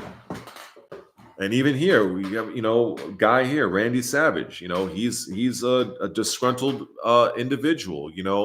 When you have expectations of playing a game that you're looking forward to being created from a guy, if you're following the game and you're a fan of the game, you're probably following the development of the game, who's creating it, and you learn that the guy, he seems cool, he seems like somebody you'd be willing to go out and grab a beer with, have a drink with, whatever. And then you come to find out the game that you're anticipating has all this extra bullshit in it. Whether or not it's an option or not, for some people, its very presence turns you off. It's sad, and it's sad to see that that game will not realize its full potential. It just won't. You know, I'm sure it'll have some success. I'm pretty sure, but yeah, like just to hammer the fact that this point, whatever success it will have, it will not be what it could have been. That's what I'm trying to, if that makes sense. I don't know if that makes sense or not. Um, you know, uh, there's just man, there's so much going on right now with gaming. And I really thought about making a video about this, but with viewer retention, I'm a small YouTuber. Putting the work to make that video, I might get 50 or so views if I'm lucky. I just felt like, let me just come on, do a live. Once I end the live, whoever will watch this will watch it. But it's I mean, I don't even know, man. Jeez, like what do I talk about now, right? What do I talk about now? Maybe maybe I can talk about the spiritual successor of Mass Effect, a little known game in development currently that I'm keeping my fingers crossed, called Exodus. If you do a YouTube search, you'll see, I think it's made by a company, Arch Entertainment or something like that. And the majority of the developers on that team were former developers of BioWare, the BioWare that made the Dragon Age and Mass Effect trilogies that we all know and love. They're the ones that left BioWare and created their own company. And I'm keeping my fingers crossed that that particular game doesn't go fucking woke, with the Sweet Baby Ink treatment. I'm hoping it doesn't, because it seems like that's what happens. It's like you can't escape it. You turn on your TV and you go on your Netflix and you want to watch like this, a show that you're looking forward to watch, and then also has some fucking lesbian shit going on in it. Some man tonguing, it's like what are we doing, man? Like, I'm just this shit just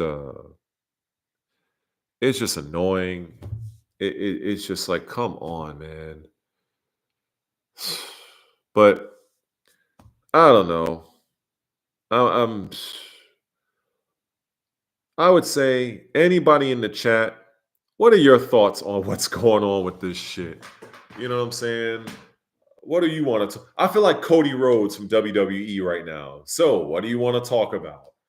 Because I can tell you, when it comes to Dragon Ball, when it comes to gaming, when it comes to combat, boxing, whatever, we talk about whatever. You know what I'm saying?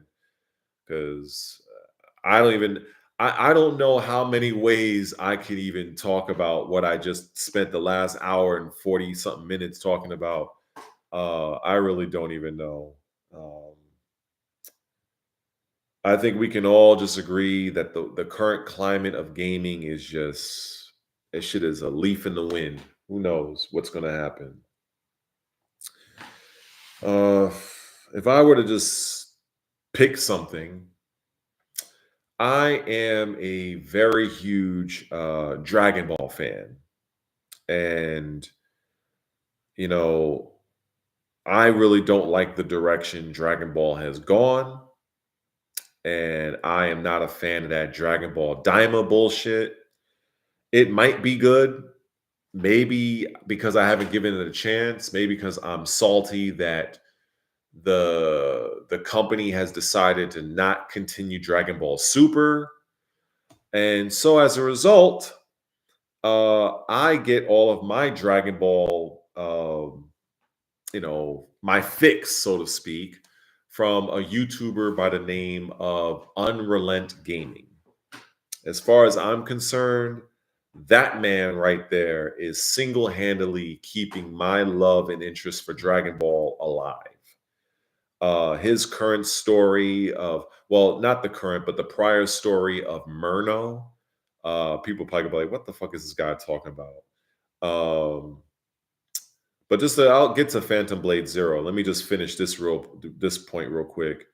But the story of Murno, Whis' older brother. Whis is one of the angels in Dragon Ball, and he turned bad, tried to destroy the multiverse, and ended up having the Grand Priest having to fight him. And it's just that guy makes stories in Dragon Ball that I've always wanted to see. It's very little filler. Uh, if you're a Vegeta fan, Vegeta is treated with actual respect. He has very good character development. Goku is still doing his thing. Gohan, Beast Gohan. It's like the stories that guy creates is incredible. If there was anybody that I would actually join their Patreon, it's definitely him. Just to kind of put that out there. But to get to just talk about the Phantom Blade Zero, let me see. Okay, I've heard of the game. Um, there's so many games coming out that, because I've heard of Stellar Blade, I've heard that was well received. Uh, there's this other game that's coming out. I think it's called Fallen Feathers, Winshin or something like that. And Phantom Blade. I think if I just watch a trailer, I'll probably be like, oh, that game. Um, so I really, right now, off the top of my head, live, like in this shit, I really don't know. You know what? Because I'm kind of new to this whole streaming thing. Um, Let me see. I guess I can screen share, right? Let me see. Because I'm so used to doing this. Um, let me see. I'm so used to doing this on OBS. Um, Let me see. Uh, I'll go to my YouTube real quick and let me see here. Let's see, Stellar Blade, right? Okay. Because I know I've heard of it. All right, so let's see. Share screen, Stellar Blade. I guess it's this one. Okay, let's see. I guess I'm doing this right. Okay, so Stellar Blade. Let me see the trailer for this. Because oh, this. Rated M for mature.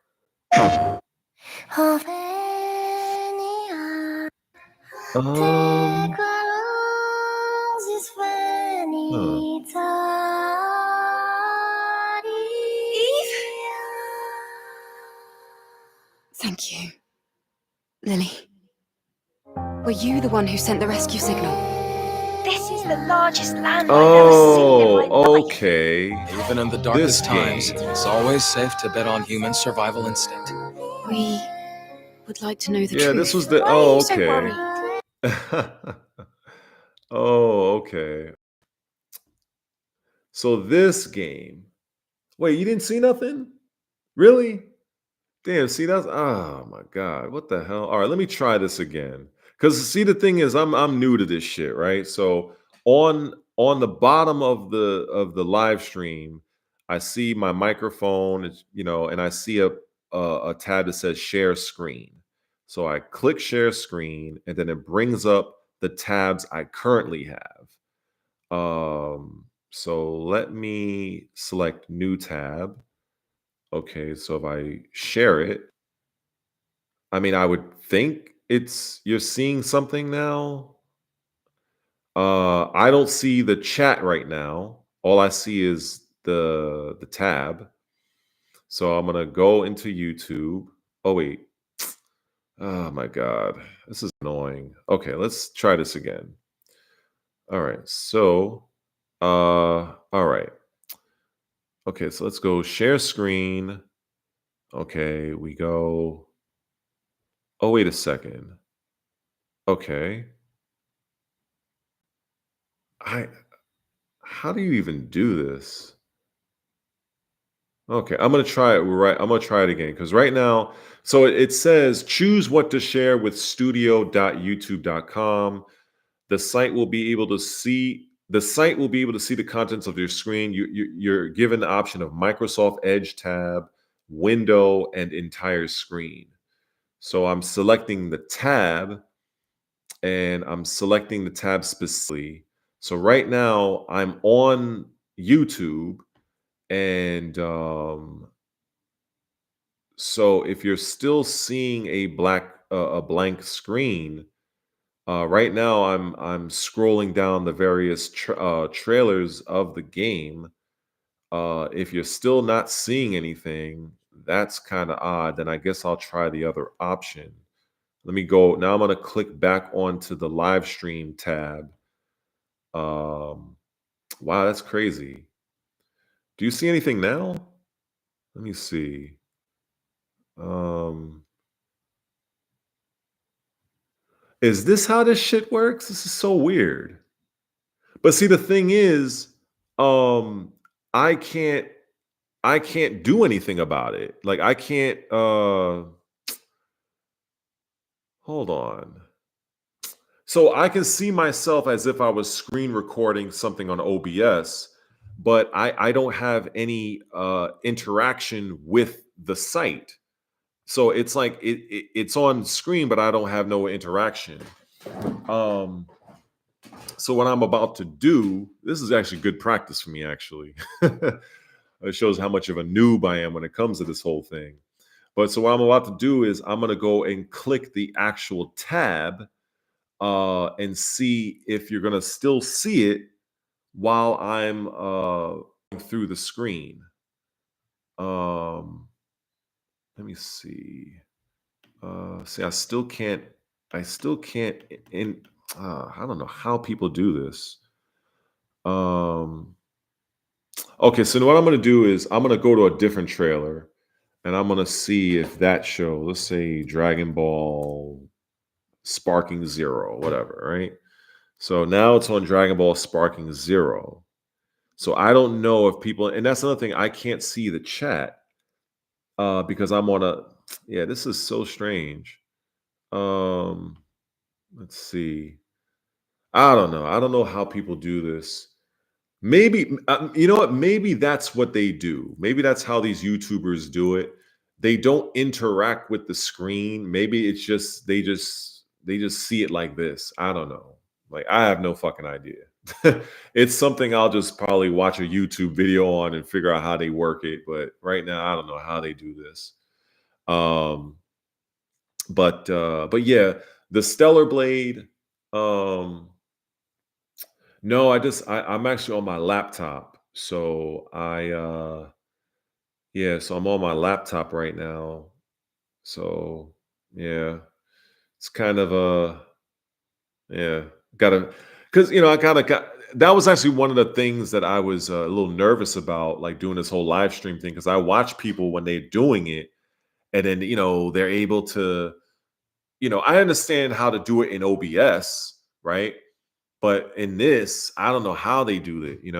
But then again, I think a lot of these guys, they're doing I've heard they use like other programs like Stream Labs or StreamYard or something like that. So maybe those other programs allow you to do stuff that maybe this YouTube thing doesn't. I don't know.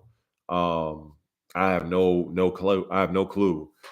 Because but what I will try, let me see. Let me try something else. I'll just experiment with this. So I'll stop sharing the screen. So it goes back to me.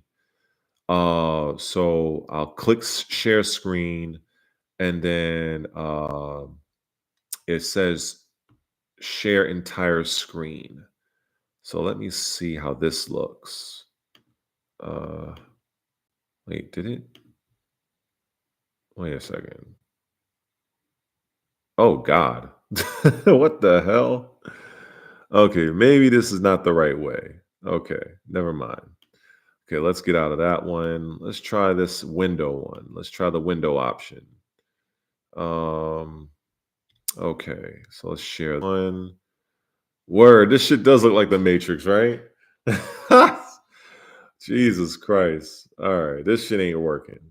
So I guess the only real viable option is just to share a tab. But when I do that, it doesn't allow me to like it's like if I'm on the tab that's supposed to be shared, you guys apparently can't see it, which is ridiculous. And it's like the only way you are seeing it is when I go back to the line, because I have my X, my Twitter tab, I have the live streaming tab that I'm on right now, and then I have another YouTube tab I've opened up that I'm trying to share that for you guys to see what I have, which is Dragon Ball Sparking. But when I go to share that tab and click on it, it's like the screen goes blank. So I'm like, what? Like, what are you supposed to do? Yeah, this is weird. Let me see. So I'll click on it again. Um, and then when I'm here, right now I'm on the tab.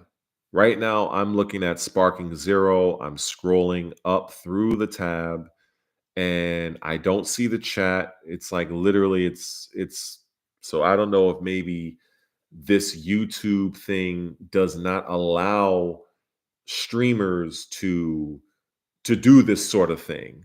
Now I'm going to switch back over to the live streaming YouTube tab. And yeah, so I guess that's yeah.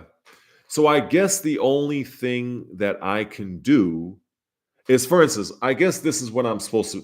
I guess this is the only purpose of it. Is let's say if I all right, I'm gonna exit out of that YouTube tab and I'm gonna go and go on my X, right? I'm gonna go up to go on Daniel Vavra's thing. And now I'm going to okay. Oh, wait. All right, now I share that. Okay, we got this. And we go back to okay, so now you can see this guy, the Kingdom Come Deliverance thing, right? I guess that's the only thing you're supposed to, I guess that's the only I guess that's the only thing I can do. Um so maybe that's what these YouTubers do when they're streaming. Maybe they I mean, I guess this is a good lesson for somebody who's trying to do this for the first time. Maybe what they're doing is when the guy is talking to you guys in the chat, he's already setting up what is going to be shown, and then he shows it on screen like this, and I guess that's it. If I had to guess, uh, because I know if I'm doing this on my OBS, right, recording an actual video, I can interact with everything. I can, like I could be on X right now and I can scroll down this page and see the other stuff. But it seems like for this YouTube thing, all I have to work with is just this what you're seeing. If I want to show you guys something else, I'm assuming I have to actually exit out and then scroll down, come back to the tab, and now you see it. I mean, I don't know. it could be that maybe I would need to stream on like, I don't know, Stream Labs or StreamYard or some shit like that, I guess. But I guess if I want to show you guys something, I guess this is how you do it. Yeah, this Henry shit, man. It's crazy, man. Um, it's like, what can you really say about this, right? Like, on, personally speaking, it sounds like you're given the choice, right? And I think Dr. Disaster One, he made a video. He's a pretty big YouTuber. Maybe some of you guys will subscribe to him. He always, he's a space pirate, and he's an interesting one. So he made the video. I only came 10 minutes ago. I was planning, gonna have to go back on. Oh, yeah, don't worry about it, Meadow. It's I'm just talking about just the drama that's been going on with this upcoming game called Kingdom Come Deliverance 2, and how the first game, which I've not played by the way, apparently the main protagonist was canonically a straight man, a straight character. And in the sequel, the character that you're using now has the option to be gay. So it's so this guy here, Daniel Vavra, who is the creative director of the game, he's been saying some off the wall shit to other YouTubers apparently. It's a crazy story. But I don't know, man. I'm sure. Yes. That's what people are saying. In the first game, you can you can forge a relationship with a lady, and he's a straight character. I have heard that, the main antagonist is gay. I've heard of that. I don't know if I misheard that, but I heard the lead villain is a gay character. And this character was made during the time, during the time when Warhorse Studios was an independent studio. So it's like he wanted okay, Isvan Toth. Wow, what a name. So he created that character in the first game without him having any outside influence from a larger company. So that's the thing that makes me a little curious about this guy. Like, when you did not have the influence, nobody was pushing you, to make, to push this agenda. You're the boss. Like, you were the one that the final decision was yours, and he still ended up placing this gay character. And now that the company has been bought, and by companies that will push this agenda, it kind of does make sense now why your lead character now has the option to be a gay man. I mean, and a lot of people are pissed off about it, because it feel like, I can understand it. It's almost like a betrayal, like, you're it's wild, man. So now it's like, I've been looking at this guy's Twitter, and and it's like he's making tweet after tweet. I've heard he's calling other people grifters.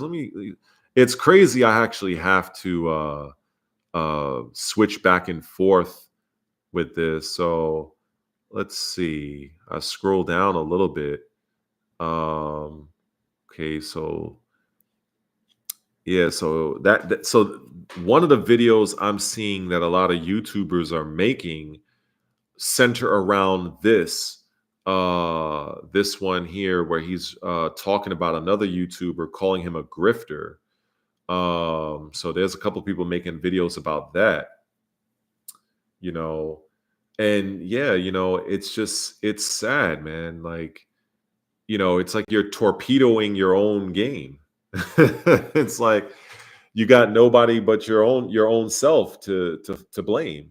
Um, I mean, like I said, I'm sure the game will succeed to a degree, but whatever whatever massive amounts of success it would have had is probably gone. It's lost. There's a lot of people he pissed off, and I have a feeling that between now and February 4th, there's a lot of days, and I'm pretty sure there's going to be more tweets from him and more YouTube videos from people.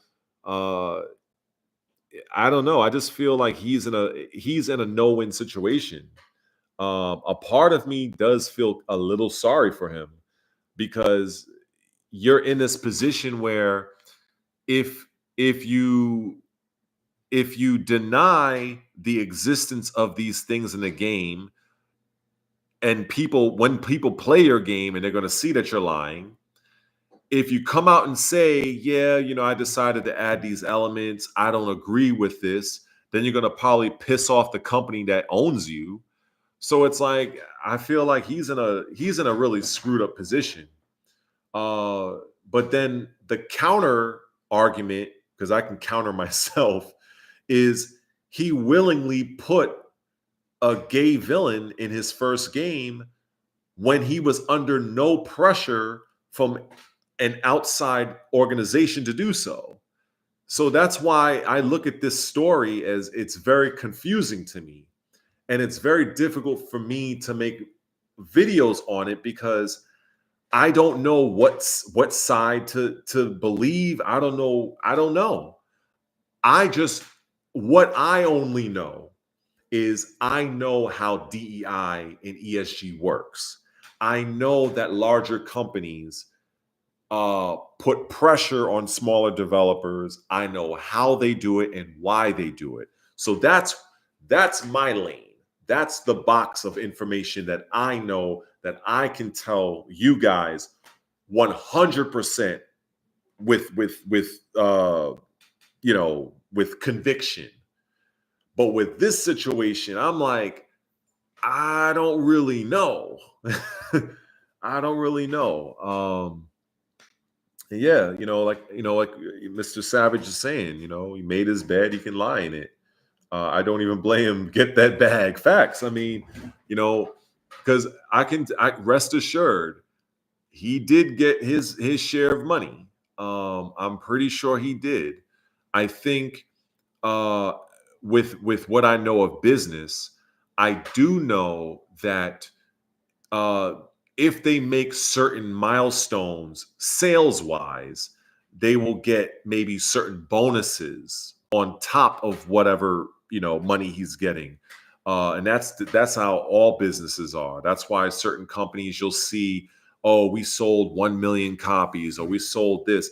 It's not only good press, good PR, but it's also companies, largely the CEOs, and usually the people that really made the game, that bust their ass, usually they get peanuts, which is kind of fucked up.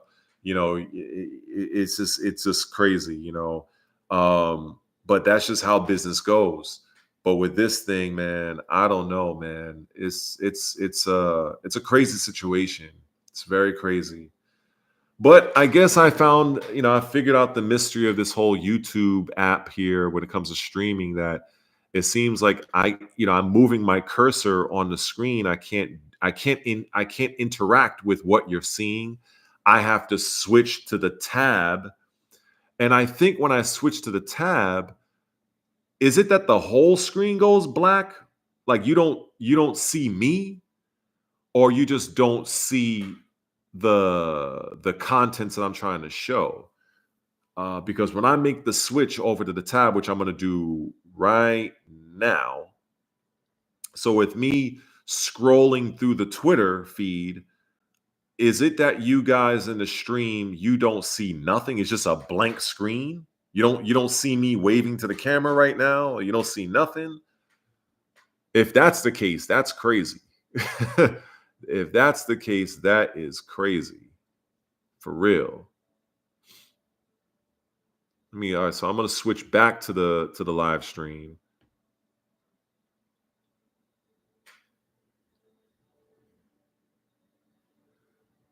Interesting. Okay, so when I switch, because you know, another chatter, Isabi, said that it was a blank screen. So yeah, I don't know. Let me try this again. So right now, you definitely see the X, right? You see me, doing whatever, right? But when I go and select, okay, so earlier was a blank. Okay, earlier was a black screen, but currently, yeah. So okay, so that's how it works. So when I switch tabs or whatever, it basically kills the feed for you guys until I come back. When I watch other people's streams, that doesn't happen. Oh, okay. Meadow is talking about earlier. Okay, so maybe what I'm doing now works. Interesting. Wait a second. Oh, wait. Okay. Let me try one thing. Let me try something here. Because I'm just now noticing, I don't know, maybe I'm blind from being sleepy right now. But at the top of the feed, it shows stop sharing and it shows view tab. But above that is the regular tabs that I have, right? When you open up a new tab on your computer, right at the top of the screen. When I click that tab, as I just did just now, I have a feeling the screen is now dark for you guys. That's what I have a feeling. So when I switch it back to the live stream, now you guys see me. Interesting. Okay. So what I'm going to do is I'm going to select. So it never went black. So I wonder why the hell did it go black in the first place? That's strange. All right, you know what, actually? Hold up for a second. All right. I'm going to scroll down this thing real quick. So I'm going to go to the tab. So I'm going to switch right now. Okay, so right now, I'm wondering if you guys can actually see me moving this thing right now. If you guys can actually see me actually moving it, this would be much better. Because now I'll be like, okay, I can actually go and select shit and scroll down and whatever. So I don't know. So now I'm about to switch back to the stream to where I can see the chat right now. Okay. Let's see. Oh, okay. So you did. Okay, so you were seeing me moving it. Good. But what did you actually still see the camera of me? Oh, okay. So all right. So okay. So so I'm wondering how that, because earlier when I was doing this, it was like they were it was like the chat wasn't seeing anything. So I don't know what was up with that. It was very strange. Okay. Okay. All right, so I'll do that then. So we're gonna go back to the tab since you guys could see. I guess that's the right way, the thing to do, right? So while I'm doing this, let me pull up the thing on my phone. Fuck it, maybe I think that's probably what people do, right? Probably. So let me go to my YouTube on my phone. Let's see, live. I'll try to find myself actually. Now I gotta figure out how the hell do I. Wait a second. Hold on. God, I'm such a noob. Jesus. Oh, okay. Wait. I think I see it. Oh, here I am. Okay. Oh, okay. Wait. I think I see it. Oh, here I am. Okay, there we go. All right. So now I'm looking at the chat. Okay, so all right, so that's how people be doing this. All right. So all right, I can actually even type something in here, right? So okay. All right, on my phone. All right. Interesting. All right, so that makes things a much easier. Because then it's like, all right, so now I can kind of catch up to things uh that maybe I missed out on. So I know that this was the thing I did report on in my last video, where he was talking about, this tweet here, where he was showing the 10 things where he wanted to address X, Y, and Z because people were saying that the game was banned in Saudi Arabia and also this, all this other stuff. So that's the first time I heard of this whole situation. And I think that, if I'm not mistaken, I think that was either the 16th or the 17th. And when he made that first, I think this right here was his first response. Let me see. Where was it? Oh boy. This gotta be tweeting like crazy. But anyway, you probably know what I'm talking about. But the 10-point version, that's pretty much what I was going off by.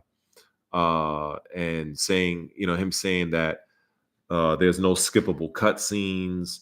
So at first, people were thinking that that people were just hating on him. People were just kind of like lying and saying, um, you know, uh, they were just saying, X, Y, and Z to kind of give him bad press so the game would do bad. But his response just didn't really address this. I just felt like, if there weren't no unskippable things in the game, like this rumor was saying, then why didn't you just address it right then and there? You know what I'm saying?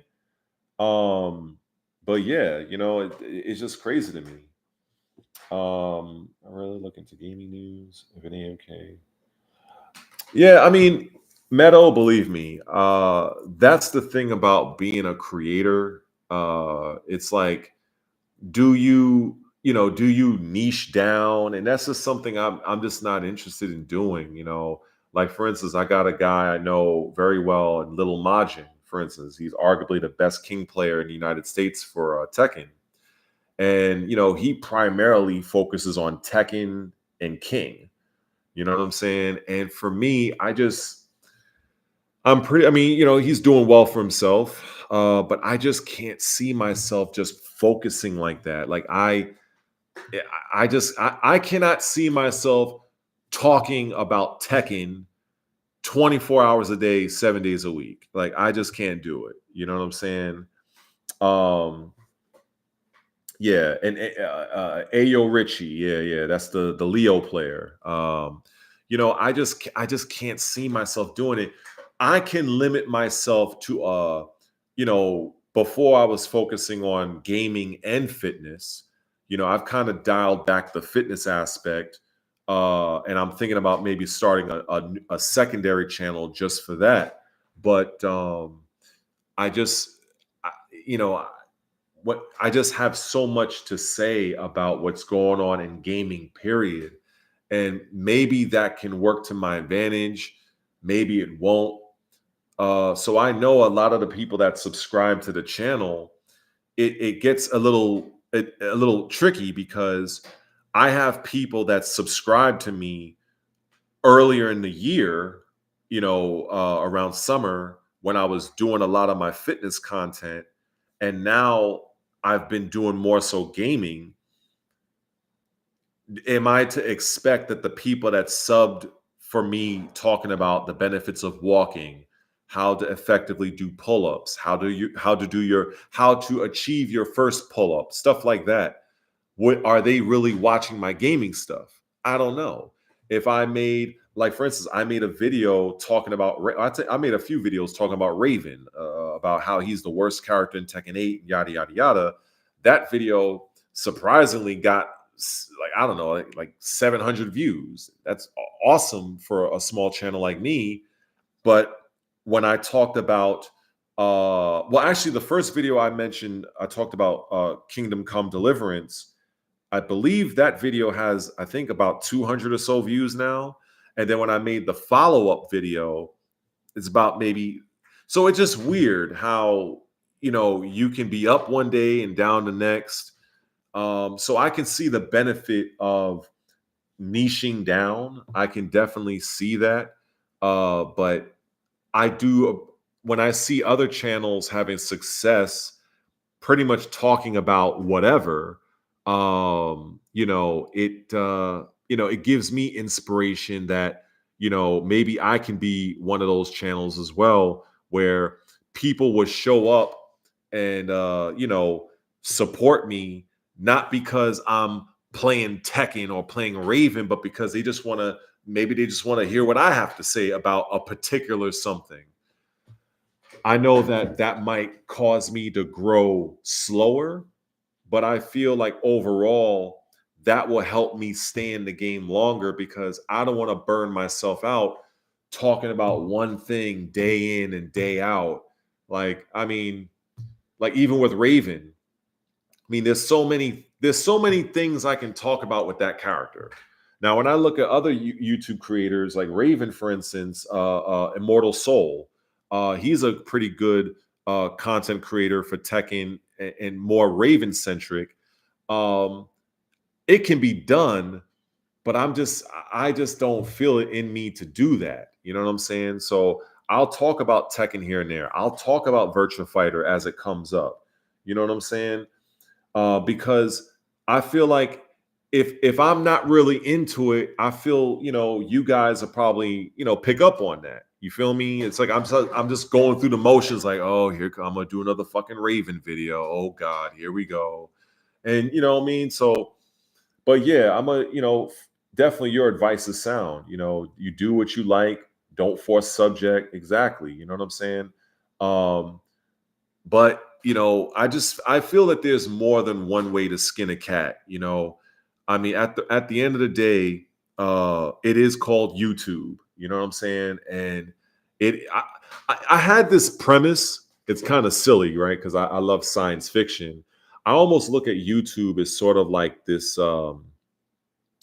universe, right?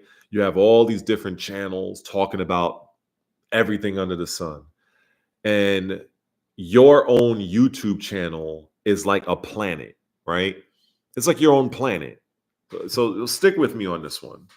So now people can visit your planet, like they can view your video, but if they subscribe, it's almost like they're willing to colonize your planet, like they're willing to make that planet their home.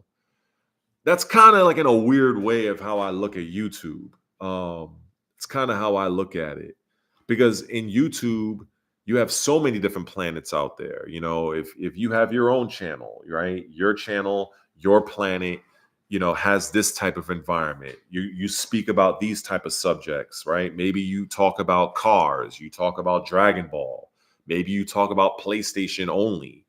And that's your channel, that's your planet. So if I were to go and visit your channel or visit your planet, that's what I'm doing. And then I may move on. But if I subscribe, now I'm kind of, I'm setting down some roots. You know what I'm saying? So that's how I look at it. It's kind of like a weird way to look at it, but it makes sense to me.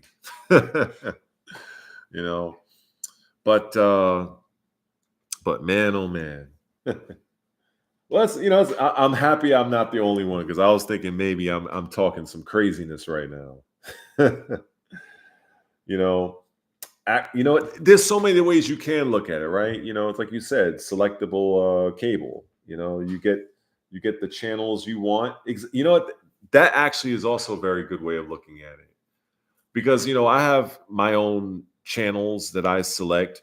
And I can say, for instance, like I'm more so into gaming as a whole, right? Not, I don't have PlayStation, but I don't mind looking up PlayStation based news, even though I'm an Xbox guy. I'm into MMA. I'm into boxing. I mean, hell, I train in boxing. I'm into Dragon Ball, So there's a lot of things I'm into, but I'm not going to be subscribing to a whole lot of channels that talk about cars, you know? So it's kind of like that, you know what I'm saying? So it's it's just each to their own, you kind of you gravitate to what interests you. Now, the one thing I will say about this YouTube thing here, since you're able to see the Twitter thing here, if I want to open up a brand new tab to kind of do something else, I wonder how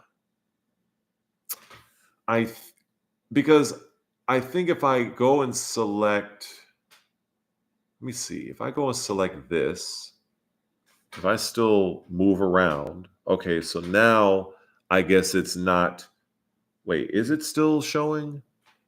It was a little bit of delay in my phone because right now oh, okay, I see what's going on now. So if it shows share this tab instead. So this, and now it should be showing Canva. Oh, that's how this shit works. Okay. So all right, so I'm gonna go to that Park Place because that's where every freaking YouTuber basically gets their stuff. So, okay. So now I'm gonna share. So it says share this tab instead. Yeah, man. Canva is the truth. Canva and CapCut. Uh, okay, so now I'm on that Park Place. So that's how this works. Okay. I knew I would figure it out eventually. So these are the current stories. So I guess, everybody's making YouTube videos off of this. Let me see. Sweet Baby Inc. Man, Jesus Christ. Gamers overwhelmingly vote for attractively. Oh, that's the other story, right? Like, look at this creature right here. This freaking this character. I swear to God, man, this has to be the most ugliest female character I've ever seen. Like, this damn thing looks like a goddamn tranny, as far as I'm concerned. Like, and the thing is, like, the crazy thing about this is, I remember when they first announced the game, and when they first announced the game, let me click on this, see what these guys are talking about. Look, what in the hell is this creature? What is that? Like, this shit is an abomination. And you know what makes it worse is I found out who was the actual voice actress, like who was the woman they modeled her after, and it was some sort of Spanish lady. I think she was a Venezuelan, very very nice looking lady. And I'm like, how do you go from her to this creature on the screen here? Like, I don't know how you come to this conclusion. But let me see here. What's this guy talking about? So let's see. I feel like I'm doing a damn YouTube video right now, right? So let's see here. Okay. It really is an epidemic of the uglification of gaming characters. 100%. It seems like the only people that are doing it right are the Asian companies, like the Stellar Blades and stuff like that, where women can actually look like women. And look at this poll. Look at this shit. It says, should lead video game characters be widely considered attractive? 84.4%. 84%. And I can tell you that the people who say no, that 2.5%, we can already know We already know who that crowd is. We already know that crowd. And the don't care, they're probably the part of the same crowd. Like it's like, come on, man. Like, this is crazy. This is crazy. Look at this. The poll, 11,000 votes. 11,000 votes. This is crazy. Almost 9,400 votes voted for make characters attractive again.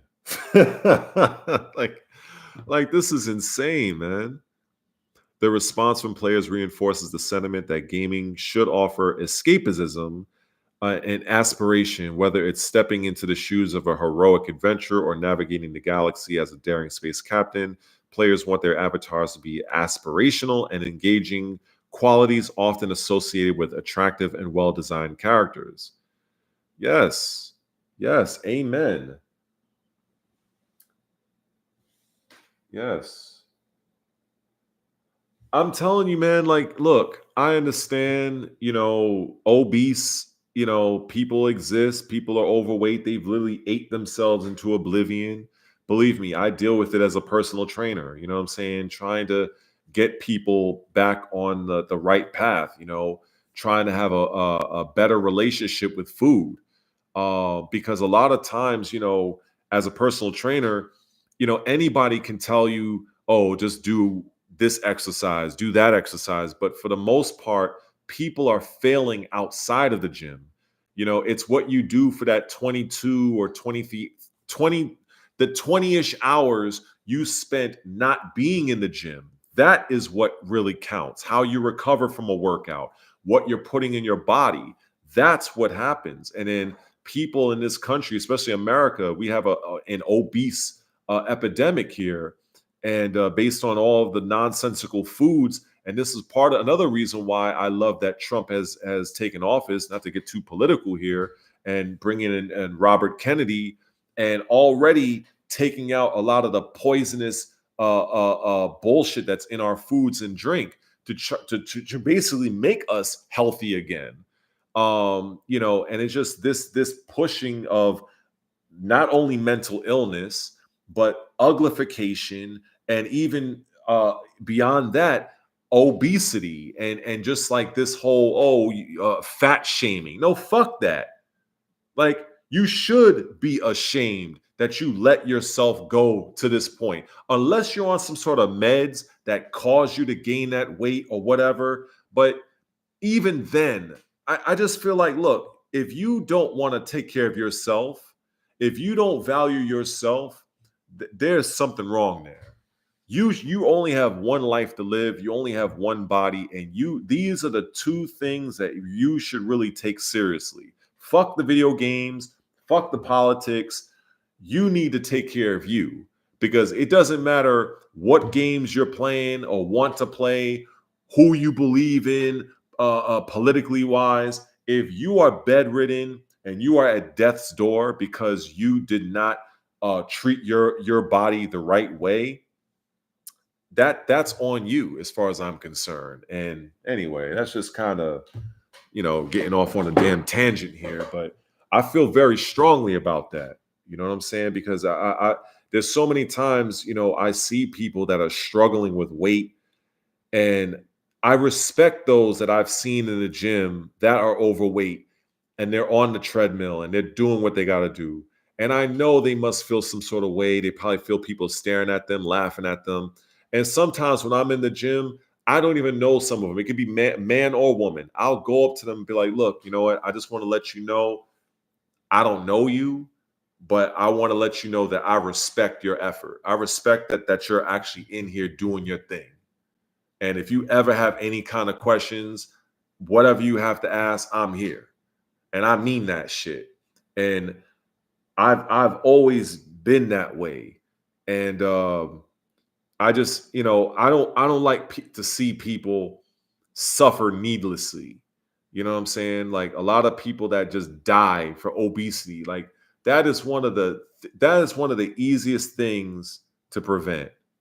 You know what I'm saying? And it's just, Well, you can see I feel strongly about this shit because I can go on about this shit for hours. But yeah, anyway. You ain't that fat. I mean, my thing is like this, you know, I feel like if you know where you're at currently, right? You know that deep down you can be better than what you are currently. And I'm just speaking physically, right? Of course, we could feel that way financially too, right? Maybe a better job, more money, whatever. But financially, or should I say, physically, health wise, when you feel deep down that you believe that you can be better, I say give yourself a round of applause, because there are many people out there that really just give up on themselves. They just say, you know what, I am the way I am, fuck it. And those are the people I feel sorry for. So for you being a little bit, chunky or a little bit snuggly, whatever, the fact that you're willing to acknowledge that, that's major. You may not think so, but whatever we do, it all starts here in the mind. If that switch doesn't flip off, it doesn't matter what your friends and family say, you're going to continue doing what you're going to do. It's like when I made this video, just to kind of get a little personal and shit, only 4 of you guys in here right now anyway. But, I made a video. One of my earlier videos was talking about, I was going to get personal on my birthday. It's on my channel. It's my birthday is September 6th. And I used my birthday as an excuse to just literally sit right here and just let it all out. Just, it had nothing to do with no video game. It was just all me. And I didn't think anybody was going to really fucking give a damn, and it got quite a few views, at least at the time. I think at that time I had like 30 or 40 subscribers, something like that. And I talked about, my battle with alcohol, and depression. And I'm in my own apartment and whatnot. It's a nice little cozy spot here in Brooklyn. And but last year I was homeless. I was out in the street.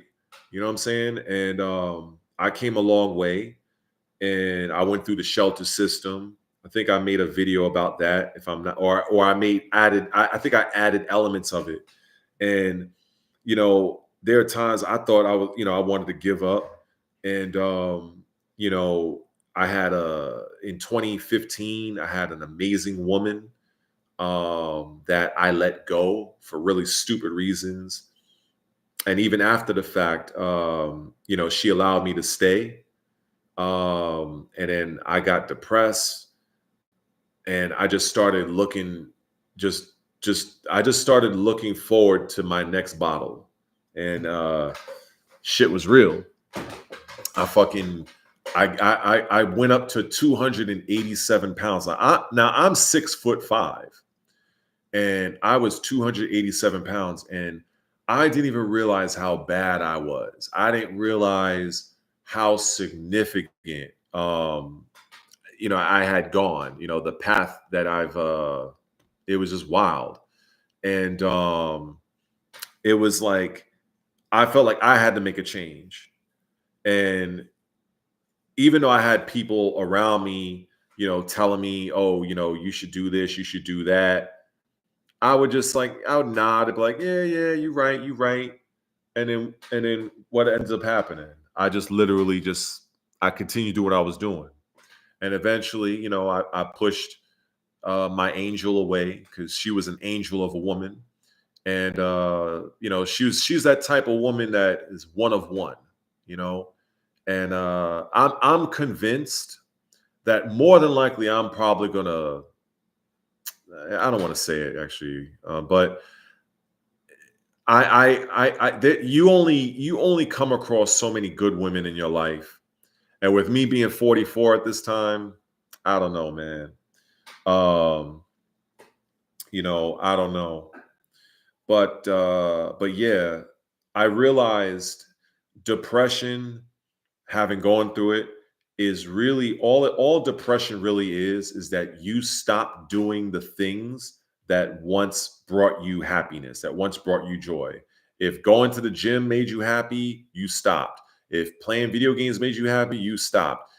You stopped doing the things that you once cared about doing.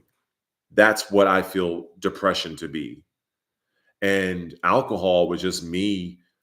I was not even I drank for the sake of drinking. Like eventually when you're drinking something, and I unless I'm with friends, I never really did shots. I'm always mixing my drinks. So my favorite go-to would be like Brugal, Babaku, uh, uh, uh, uh, Bacardi Black, basically all of the rums, right?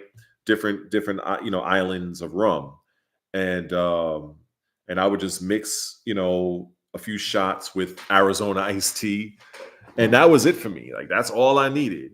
And eventually, as I'm drinking, the taste starts to kind of go away. It's like now I'm just nothing. I'm just mostly drinking. I'm like tasting mostly the alcohol. And yeah, it was just I didn't realize it got so bad. And then eventually I had to make a change. And thankfully I managed to fight myself through that. And so when I hear people talk about their problems, I learned that all you can do for somebody is you can try to support them, but they have to have that switch that goes off in their mind that I want to change. I want to get off drugs, or I want to stop alcohol, they have to make that choice. And it's sad because when you have somebody that you know, that you love, maybe a family member or a close friend that's going through it, and it's like nothing that you say is like it doesn't seem like it's getting through their head. It's very difficult. It's very difficult. Real shit. Real shit.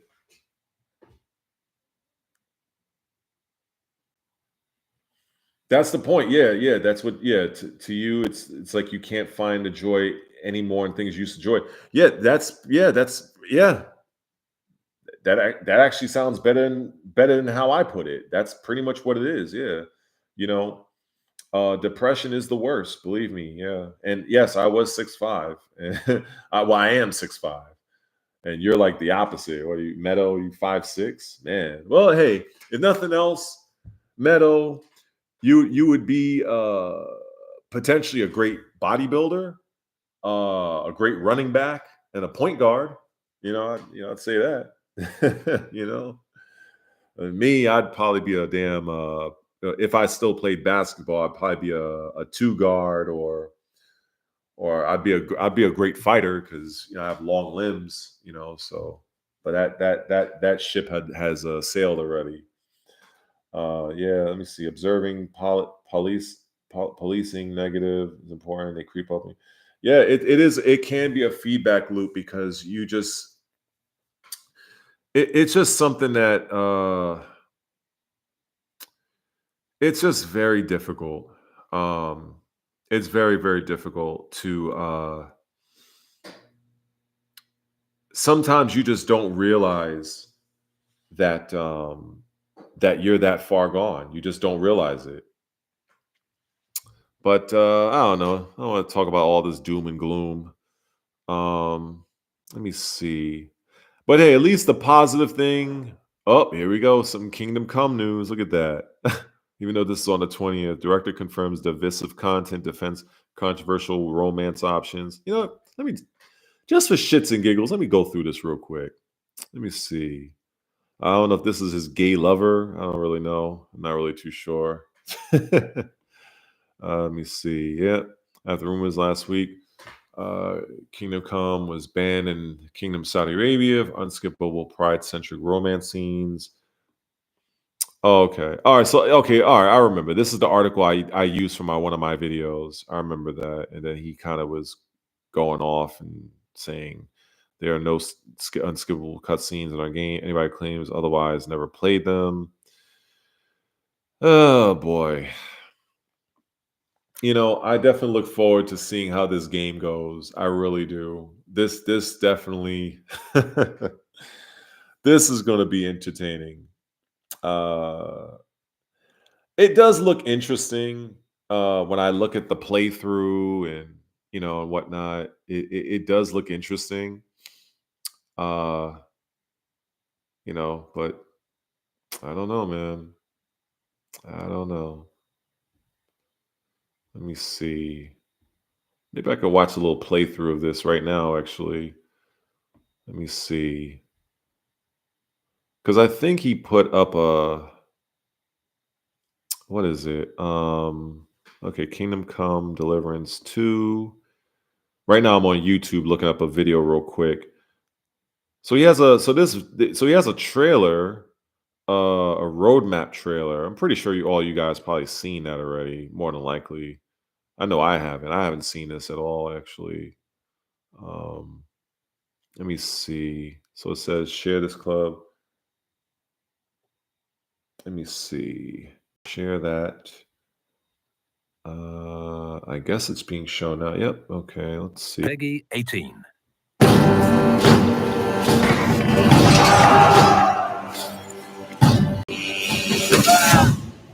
Hmm.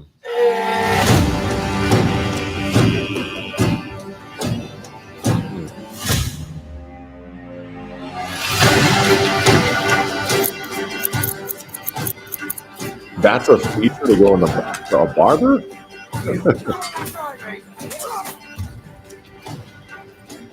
Okay.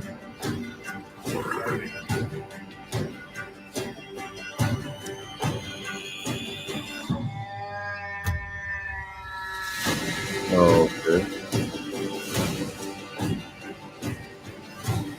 Huh. Legacy of the Forest.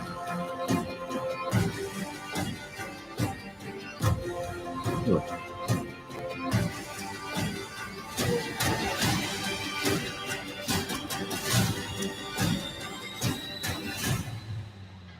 Hmm. Well, I guess it looks okay, I guess. Let me see. But yeah, Meadow, like you said, yeah, at least I think some people find issue with it from the fact Peggy that 18. some people just don't like that it's in the game, period. Um, and it's kind of like, would he have mentioned this stuff if he wasn't pressed to do so? I think that's kind of like what I'm wondering. And I think that's what other people are probably wondering as well. Um, but the game looks great from what I can see. So, I can't really argue whatever, but oh man, but I can tell you this much. The game I am really looking forward to is Assassin's Creed Shadows. Even with all the crazy shit Ubisoft has going on, I can tell you I absolutely am so looking forward to the gameplay of just using Noway. This video, even though it's old, but every time I look at this, Great content needs a great, and I like don't Santa mean this Claus good needs cookies. advertisement. What? No cookies for Uh, Santa? I always love watching it. I mean, to me, this is the experience I've always wanted. Because back when I used to play games like Tenchi Self Assassin, one of the best ninja games ever. And then there's a game on Xbox I used to play called Origami. I heard the company went out of business. But just seeing, like, if Assassin's Creed Shadows just You're focused mine solely now. on this gameplay, great.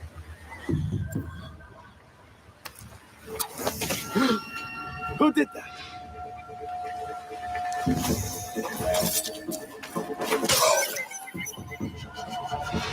Like, I'm so looking forward to this.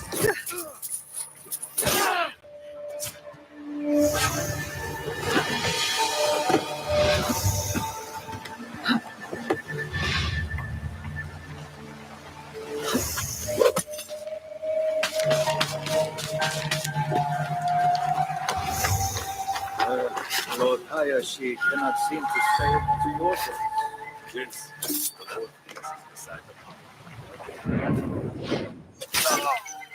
You dig himself a trench with those nightly footsteps. That's more grave. A grave, huh?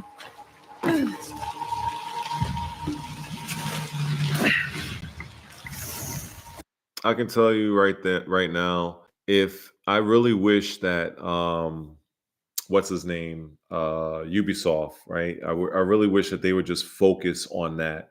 Just focus on her. To hell with this guy, the samurai. I mean, if I'm willing, that's another point I made about that game is, for the most part, people want to be an assassin in an Assassin's Creed game. I mean, if you really wanted to be a samurai, there are other games that allow you to do that and probably do it better, right? With the Ghost of Tsushima.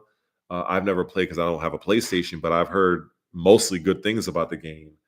And I think they have another samurai game coming out soon. So just focus on, I mean, it's called Assassin's Creed Shadows. Like, just so that's just the frustration I have with that game,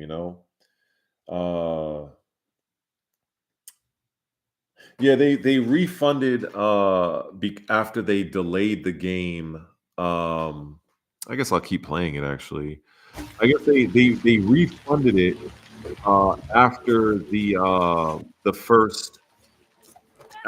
first initial delay.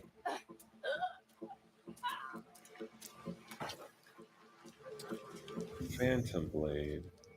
Oh, it's the latest gameplay? Yeah, so let me check that out because this is like, I can't tell you how many times I watched this trailer. So you say it's a recent Stellar Blade trailer because it looks like this is 8 months ago. Is there something new? Oh, let me type. All right, let me see 2025. Maybe maybe that matters. Is it this? No, that's 13 seconds. Wait. Oh, wait. Oh, my bad. Yeah, yes. Phantom Blade. I don't know. Oh God. Okay. Let's see. Phantom Blade. Da, da, da.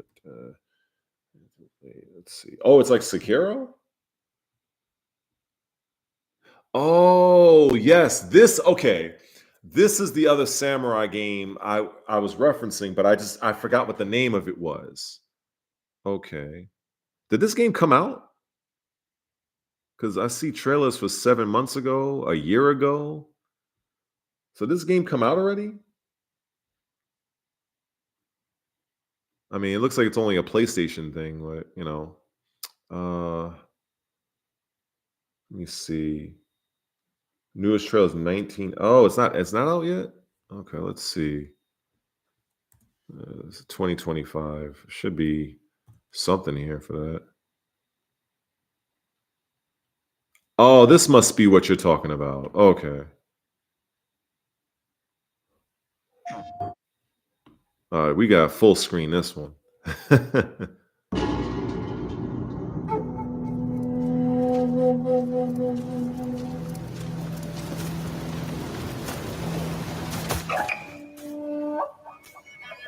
Oh man.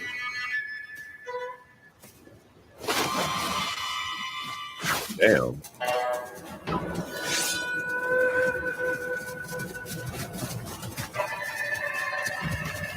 Yeah, this guy looks very unbothered by what's going on right now.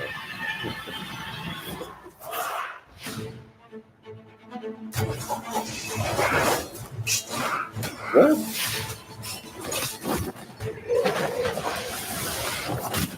Oh, he did some fucking luchador shit. Oh, that was pretty stupid.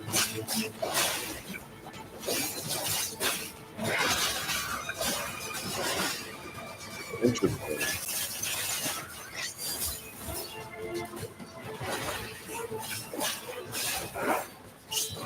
I can tell right now, whoever was doing the motion caption for this I'm assuming it was an actual person.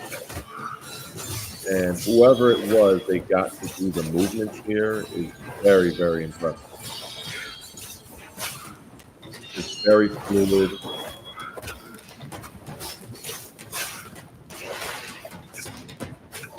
I also, and this is something very hard to do, it looks like there is some weight behind the guy that's attacking.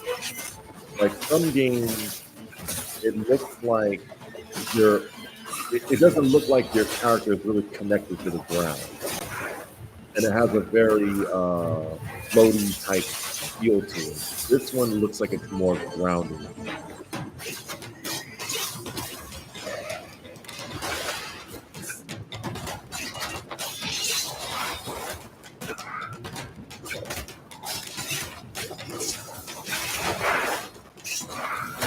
Also, I think another thing that might be unrecognized is that the AI, what it looks like, is to be pretty decent. Because it looks like in a lot of these types of games, you have situations where it's like you're beating up on one enemy and everybody else is watching. So this is like it looks like the enemies actually have a bit of strategy that they try to put on.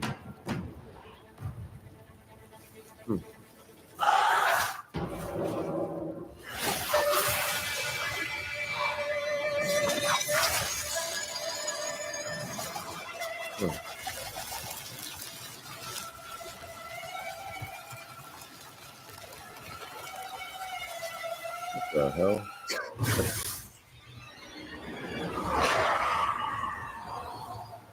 Well, okay.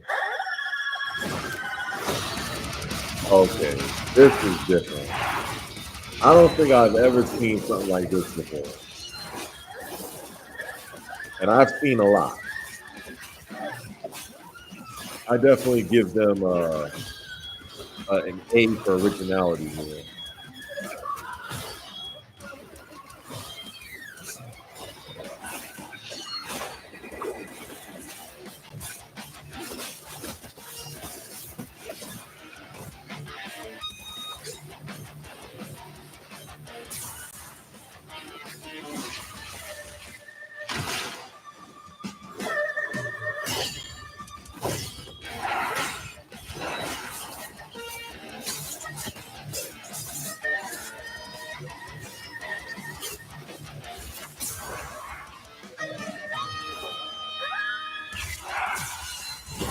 Oh, wow.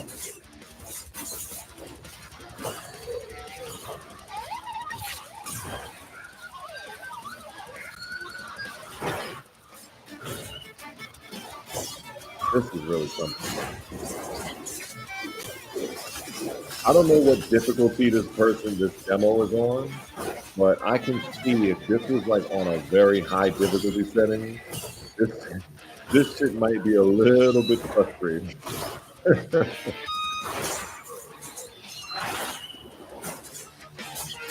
Well, for a lot of people.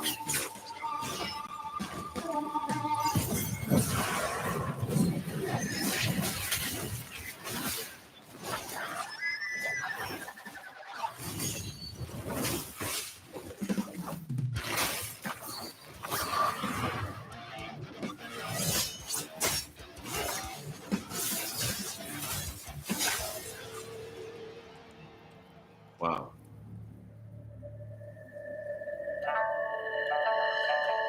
Damn.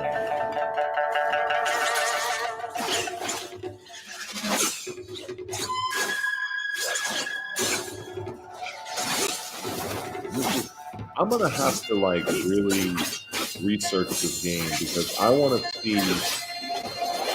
I'm willing to wager that this is more than likely choreographed, and I'm wondering who did it because this looked very, very impressive. Like holy shit! Like this was very well done. Damn. God damn, it's probably a PlayStation exclusive. God damn it.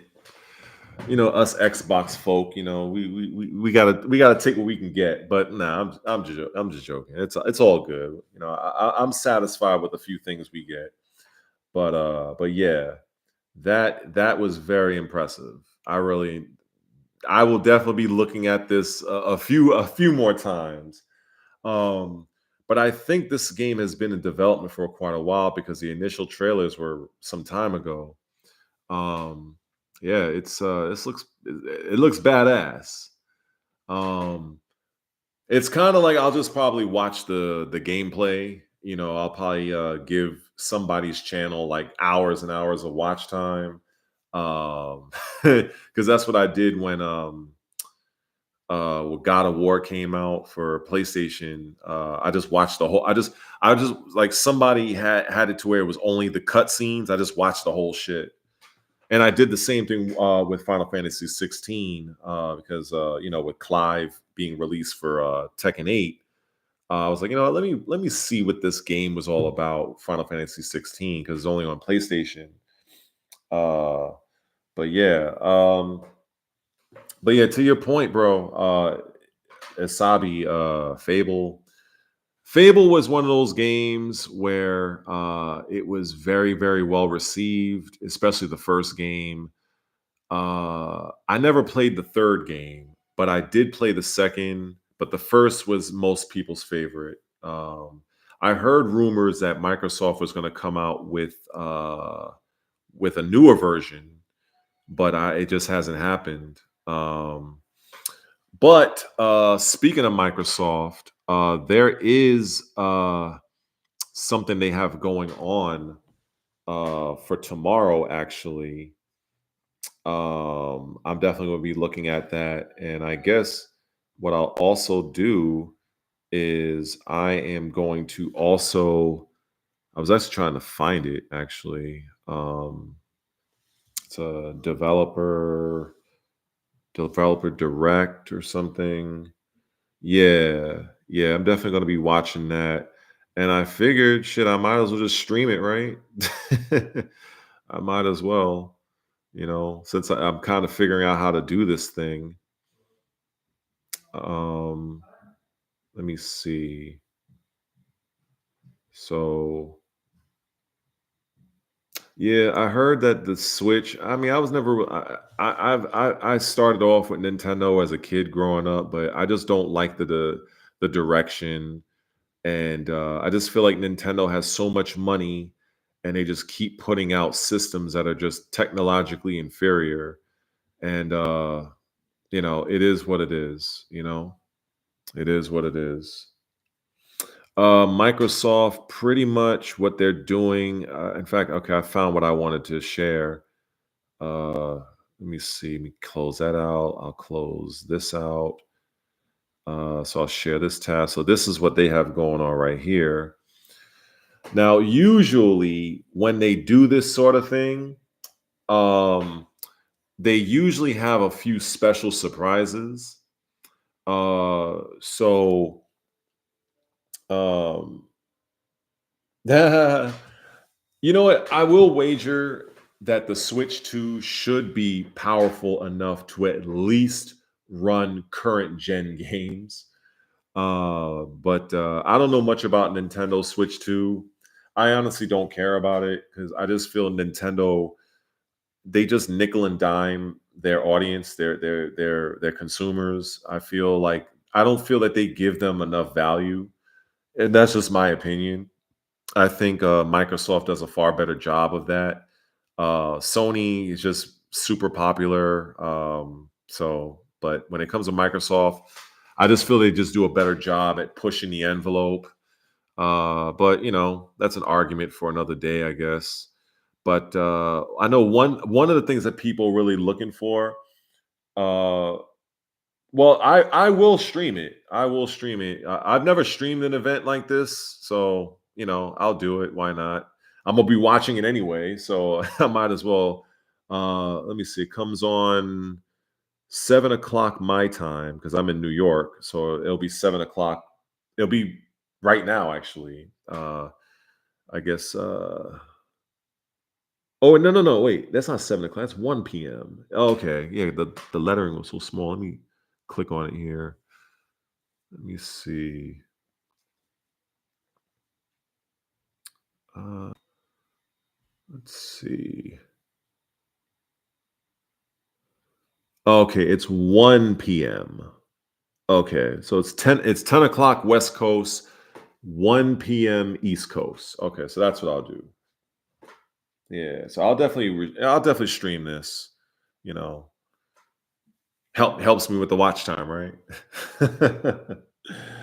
And yeah, I remember, the thing is when I first started doing this whole YouTube thing, or I had the desire to do it, I was like, you know what? I wonder how these guys, they get this B-roll footage, and how do they put it in their video? And then once I figured out what they were doing, I was like, oh, okay, so they just screen recording the event, and then they cut the pieces of what they need, and then they add it into their video. So once I figured all that out, the mystery was solved.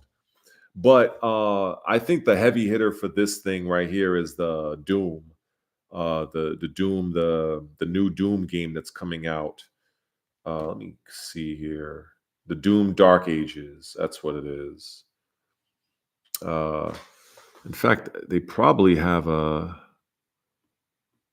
would think they have a trailer on here or something, or maybe, you know what? Let me just watch the trailer. Fuck it. Let me see here. I mean, the thing is about the Doom Dark Ages, it's a prequel. So I don't know how people, how you might feel about that. Sometimes I feel like, prequels, you may want to just, you know, you want the story to move forward.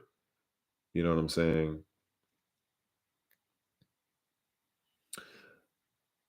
Well, the thing is, so uh Gears of War, there's so much I can talk about with that one, even though I'm not a pro player in it. And I actually have not beaten Gears of War 5 or Gears 5, but I have played Gears of War 4.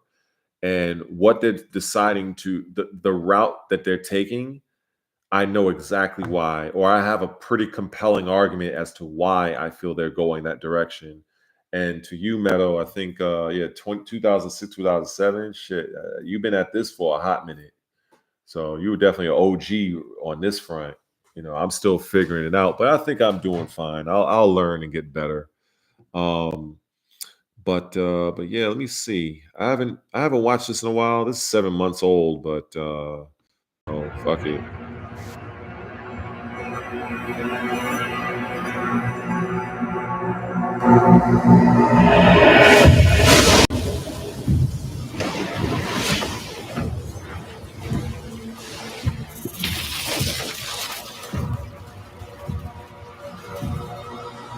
I hope, and that's another thing. I hope that the footage is clear because when I'm looking at it on my phone, it looks kind of choppy. So I'm hoping that's not what you guys are seeing. Because that would suck.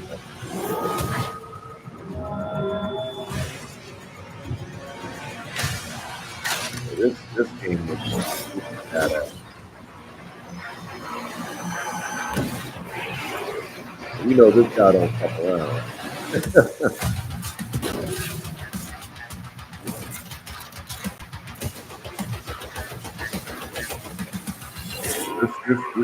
is pure carnage, man. They got the Captain America shit.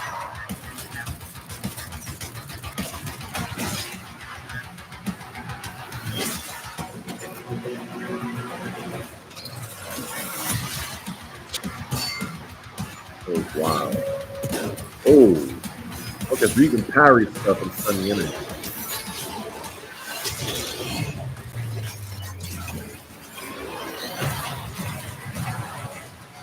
Yeah, I don't know. Maybe it's probably my laptop. That's probably what it is. Watch the videos. The video is choppy, but your camera, yeah, my camera is fine.